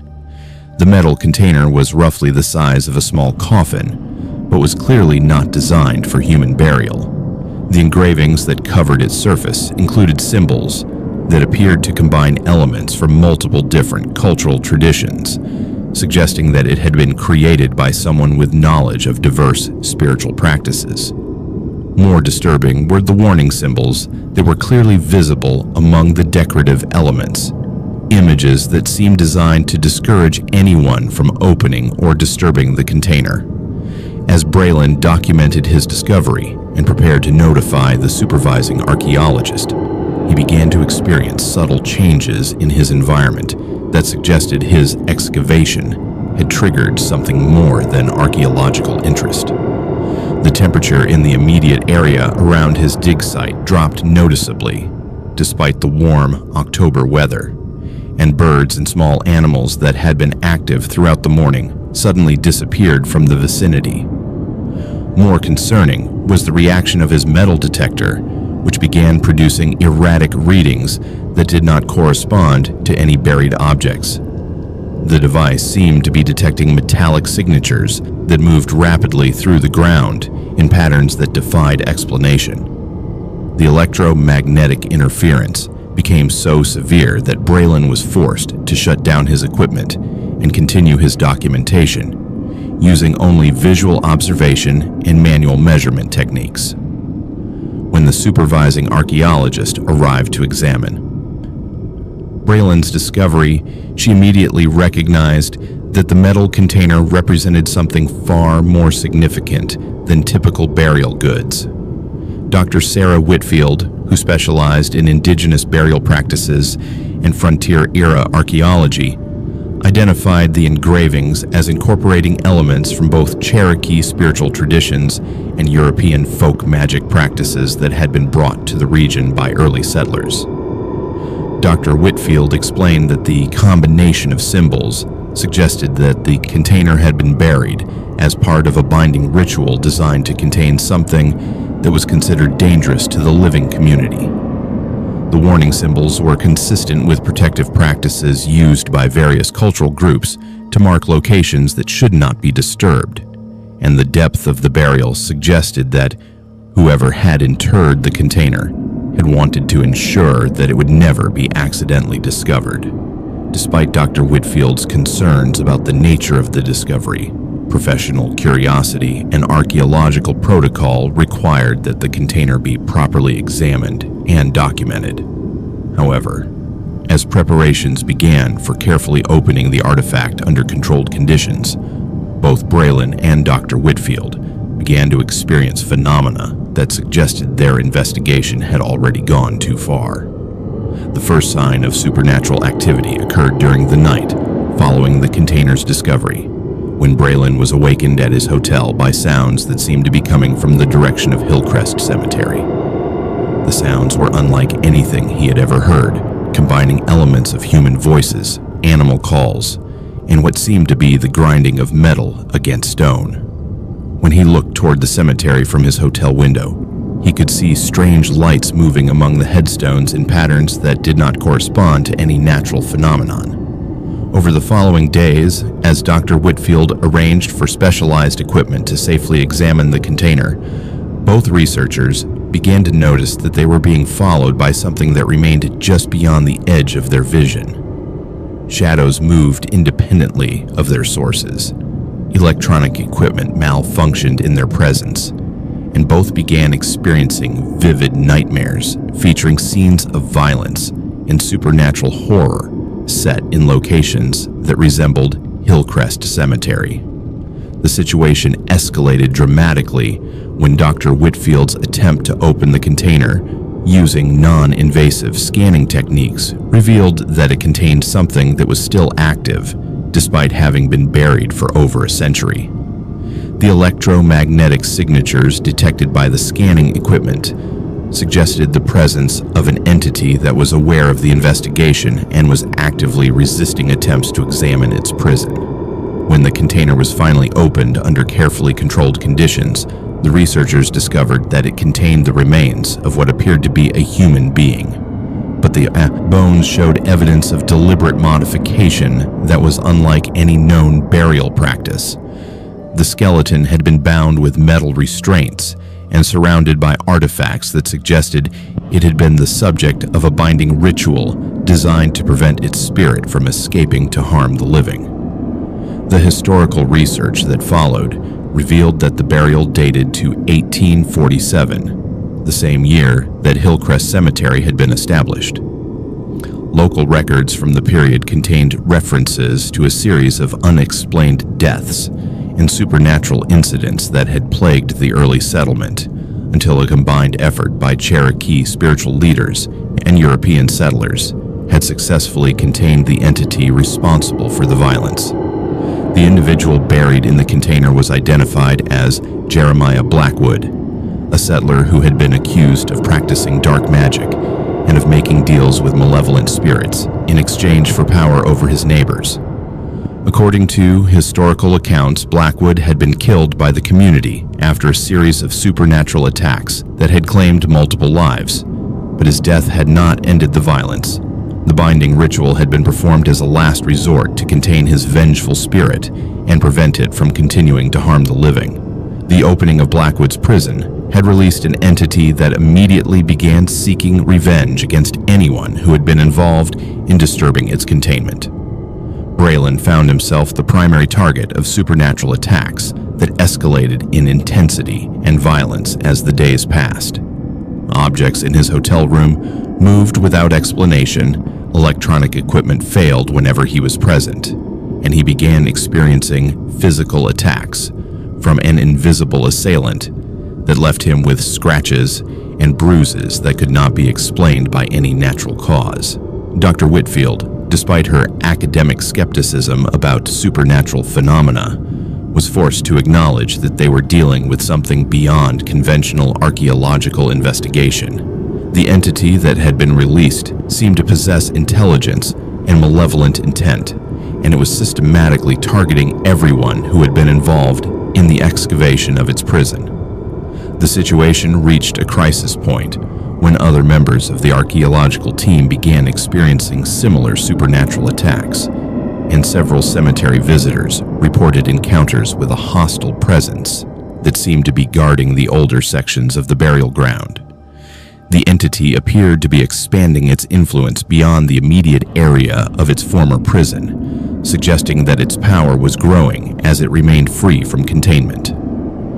Desperate to find a solution before the situation deteriorated further, Dr. Whitfield contacted Cherokee tribal authorities and local spiritual leaders who might have knowledge of the original binding ritual. The elders she spoke with confirmed the historical accounts of Jeremiah Blackwood's activities and warned that his spirit had been contained using specific protocols that would need to be precisely replicated to restore the binding. The recontainment ritual required cooperation between Cherokee spiritual practitioners and representatives from several Christian denominations whose predecessors had participated in the original binding. The ceremony took place at midnight on Halloween, exactly 175 years after Blackwood's original death, and involved reconstructing the metal container using the same materials and techniques that had been employed in 1847. The ritual was successful in recontaining Blackwood's spirit, but not before several participants suffered supernatural attacks that left them with lasting psychological trauma. Braylon, who had been the primary target of the entity's revenge, required extensive spiritual cleansing and ongoing protection rituals to prevent future supernatural harassment. Following the recontainment of Blackwood's spirit, Hillcrest Cemetery implemented new policies regarding archaeological investigations and metal detecting activities. The area where the binding container had been buried was marked as off-limits to all research activities, and new protective measures were established to prevent accidental disturbance of other potentially dangerous burial sites. Braylon abandoned metal detecting as a hobby following his experience with Blackwood's spirit, recognizing that his discovery had nearly resulted in the release of a malevolent entity that could have caused widespread harm to the surrounding community. He relocated to a different state and changed careers, seeking distance from the supernatural forces that had been awakened by his archaeological curiosity. Our final and most disturbing encounter takes us to Riverside Memorial Park in Louisiana, where 27-year-old maintenance worker Royalty's job cleaning cemetery equipment led to terrifying encounters with shadow people who revealed the location of unmarked mass graves that held dark secrets from the cemetery's past. What began as routine equipment maintenance would expose a conspiracy of silence that had hidden decades of systematic violence against the most vulnerable members of society. Royalty had been working at Riverside Memorial Park for only 3 months when she began noticing unusual phenomena during her late evening shifts cleaning and maintaining the cemetery's landscaping equipment. The cemetery, established in 1923, served the greater New Orleans area and covered 250 acres of low-lying ground that was characteristic of Louisiana's challenging burial environment. Her job involved cleaning mowers, trimmers, and other mechanical equipment after the day shift had completed their work, ensuring that everything was ready for the following day's operations. Riverside Memorial Park had a complex history that reflected the social tensions and racial inequalities of 20th century Louisiana. The cemetery had originally been established as a segregated facility, with separate sections for white and black families, and had served communities that had been systematically excluded from other burial grounds in the region. During the civil rights era, the cemetery had gradually integrated, but older sections still bore the physical and spiritual scars of the discriminatory practices that had shaped its early decades. Royalty's position required her to work during the evening hours when the cemetery was closed to visitors, providing her with access to areas of the grounds that were rarely seen by the general public. Her responsibilities included maintaining the equipment storage areas, cleaning tools and machinery, and conducting security checks of the various buildings and storage facilities scattered throughout the cemetery property. During her first month on the job, Royalty began to notice that certain areas of the cemetery seemed to have unusual atmospheric conditions that affected both electronic equipment and her own physical comfort. The older sections of the grounds, particularly those that had been designated for indigent burials during the 1930s and 1940s, seemed to have persistent temperature variations and electromagnetic anomalies that interfered with her equipment and created an atmosphere of unease that she found difficult to explain. More concerning were the subtle visual phenomena that Royalty began observing during her evening shifts. She started noticing movement in her peripheral vision that seemed to indicate the presence of people walking among the headstones. But when she would turn to look directly at the apparent figures, she would see nothing but empty paths and monuments. The movements were too consistent and purposeful to be explained as tricks of light or shadows cast by trees, and they seemed to occur most frequently in the sections of the cemetery that contained older graves from the era of segregation. Royalty initially attributed these observations to normal nervousness about working alone in a cemetery at night, but as the phenomena became more frequent and more distinct, she began to realize that she was witnessing something that went beyond typical psychological reactions to isolated environments. The shadowy figures seemed to be trying to communicate with her, moving in patterns that appeared deliberate and meaningful rather than random. The breakthrough in understanding what she was experiencing came when Royalty decided to follow one of the shadow figures to see where it was trying to lead her. During her shift on a humid September evening, she observed one of the shadowy forms moving consistently toward a section of the cemetery that was rarely visited by maintenance staff or family members. The area contained graves from the 1940s that appeared to be poorly maintained compared to other sections of the cemetery. When Royalty reached the area where the shadow figure had been leading her, she discovered evidence of ground disturbance that suggested the presence of unmarked graves that were not included in the cemetery's official records. The soil in several locations showed signs of having been excavated and refilled, but there were no headstones or markers to indicate what might be buried there. More disturbing was the sheer number of potential burial sites in the area, suggesting that many more people had been interred there than the official cemetery records indicated. Royalty's discovery of the unmarked burial sites coincided with an increase in the intensity and frequency of her encounters with the shadow figures. Rather than remaining at the periphery of her vision, the shadowy forms began appearing directly in front of her, displaying what appeared to be deliberate attempts at communication. The figures seemed to be trying to convey information about the unmarked graves and the circumstances that had led to their creation.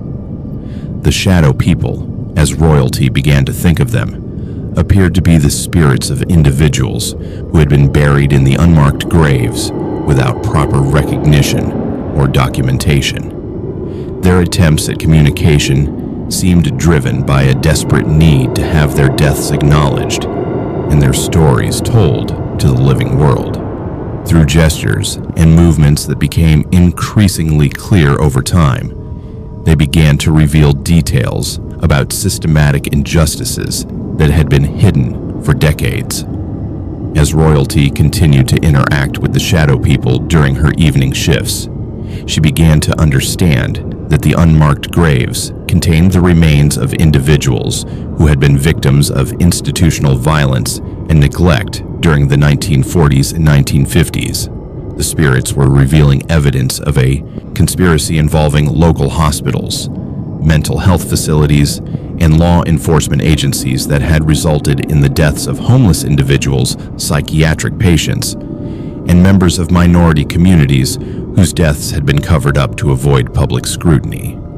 The information provided by the shadow people was detailed and specific, including names, dates, and circumstances of death that royalty could never have known through normal historical research. The spirits seemed to possess complete knowledge of the systematic violence that had been perpetrated against vulnerable populations, and they were determined to ensure that the truth about their deaths was finally revealed to the living world. Driven by a growing sense of moral obligation to the spirits who were trying to communicate with her, royalty began conducting her own investigation into the historical records that might support the claims being made by the Shadow People. Her research revealed gaps in official documentation that corresponded exactly with the time periods and circumstances described by the spirits, suggesting that there had indeed been a deliberate effort to conceal evidence of institutional violence. The investigation that followed royalty's initial discoveries revealed the full scope of the conspiracy that the Shadow People had been trying to expose. Between 1942 and 1958, a network of corrupt officials had been systematically murdering vulnerable individuals and disposing of their bodies in unmarked graves at Riverside Memorial Park. The victims included psychiatric patients who had been subjected to illegal medical experiments, homeless individuals who had been killed to reduce the burden on social services, and civil rights activists who had been silenced to prevent their political activities. The conspiracy had involved officials from multiple institutions, including the State Hospital for the Insane, the New Orleans Police Department, and the Orleans Parish Coroner's Office. The perpetrators had used their positions of authority to identify vulnerable individuals who could be killed without triggering intensive investigations, and they had used the cemetery as a disposal site because they knew that unmarked graves in the segregated sections would never be closely scrutinized by authorities. The Shadow People had been the spirits of these victims, trapped in the cemetery by the injustice of their deaths and their lack of proper burial recognition. Their attempts to communicate with royalty represented decades of effort to find someone in the living world who would be willing to listen to their stories and work to expose the truth about their murders. The revelation of the mass graves led to one of the largest criminal investigations in Louisiana history, involving multiple federal agencies and resulting in the prosecution of several surviving conspirators who were still alive. The investigation also led to significant changes in oversight, procedures for institutions that served vulnerable populations, and to new protections for individuals who might be at risk of institutional violence. The excavation of the unmarked graves required extensive coordination between law enforcement agencies, forensic anthropologists, and community representatives who wanted to ensure that the victims were treated with dignity and respect. The process ultimately recovered the remains of 127 individuals who had been murdered and buried without proper documentation, providing closure for families who had been searching for missing relatives for decades. Each of the recovered victims was given a proper burial with individual headstones that acknowledged their names and the circumstances of their deaths. The cemetery established a memorial garden at the site of the mass graves, creating a space where families and community members could honor the memory of individuals who had been denied justice for more than half a century. Royalty's role in exposing the conspiracy earned her recognition from victim advocacy organizations and law enforcement agencies, but the psychological impact of her extended contact with the Shadow People required ongoing therapeutic support. The experience of serving as a conduit for the spirits of murdered individuals had created lasting trauma that affected her ability to work in isolated environments or deal with situations that reminded her of her supernatural encounters. The case became a landmark in both criminal justice and paranormal research, demonstrating how unresolved injustices could create conditions that allowed spirits of victims to attempt communication with the living world. Several academic studies were conducted on royalty's experiences, contributing to improved understanding of how historical trauma could manifest as supernatural phenomena in locations where systematic violence had occurred. The shadow people ceased appearing at Riverside Memorial Park following the proper burial of their remains and the public acknowledgement of the injustices they had suffered. However, the site continued to be monitored by paranormal researchers and spiritual practitioners who recognized the importance of maintaining appropriate memorial practices to prevent similar supernatural manifestations in the future. The conspiracy that was exposed through royalty's contact with the shadow people led to significant reforms in Louisiana's mental health and criminal justice systems, including new oversight procedures designed to prevent institutional violence against vulnerable populations. The case also contributed to national discussions about historical injustices and the need for truth and reconciliation processes that could address systematic violence against marginalized communities. The Memorial Garden, established at Riverside Memorial Park, became a site of pilgrimage for families and community members who wanted to honor the memory of individuals who had been victims of institutional violence. The site also served as an educational resource about the historical injustices that had been perpetrated against vulnerable populations and the importance of maintaining vigilance to prevent similar violations of human rights. Royalty eventually returned to work in victim advocacy, using her experience with the shadow people to help other individuals who had been affected by institutional violence or supernatural trauma. Her story became an important example of how ordinary people could serve as catalysts for exposing historical injustices and ensuring that the voices of victims were heard by the living world.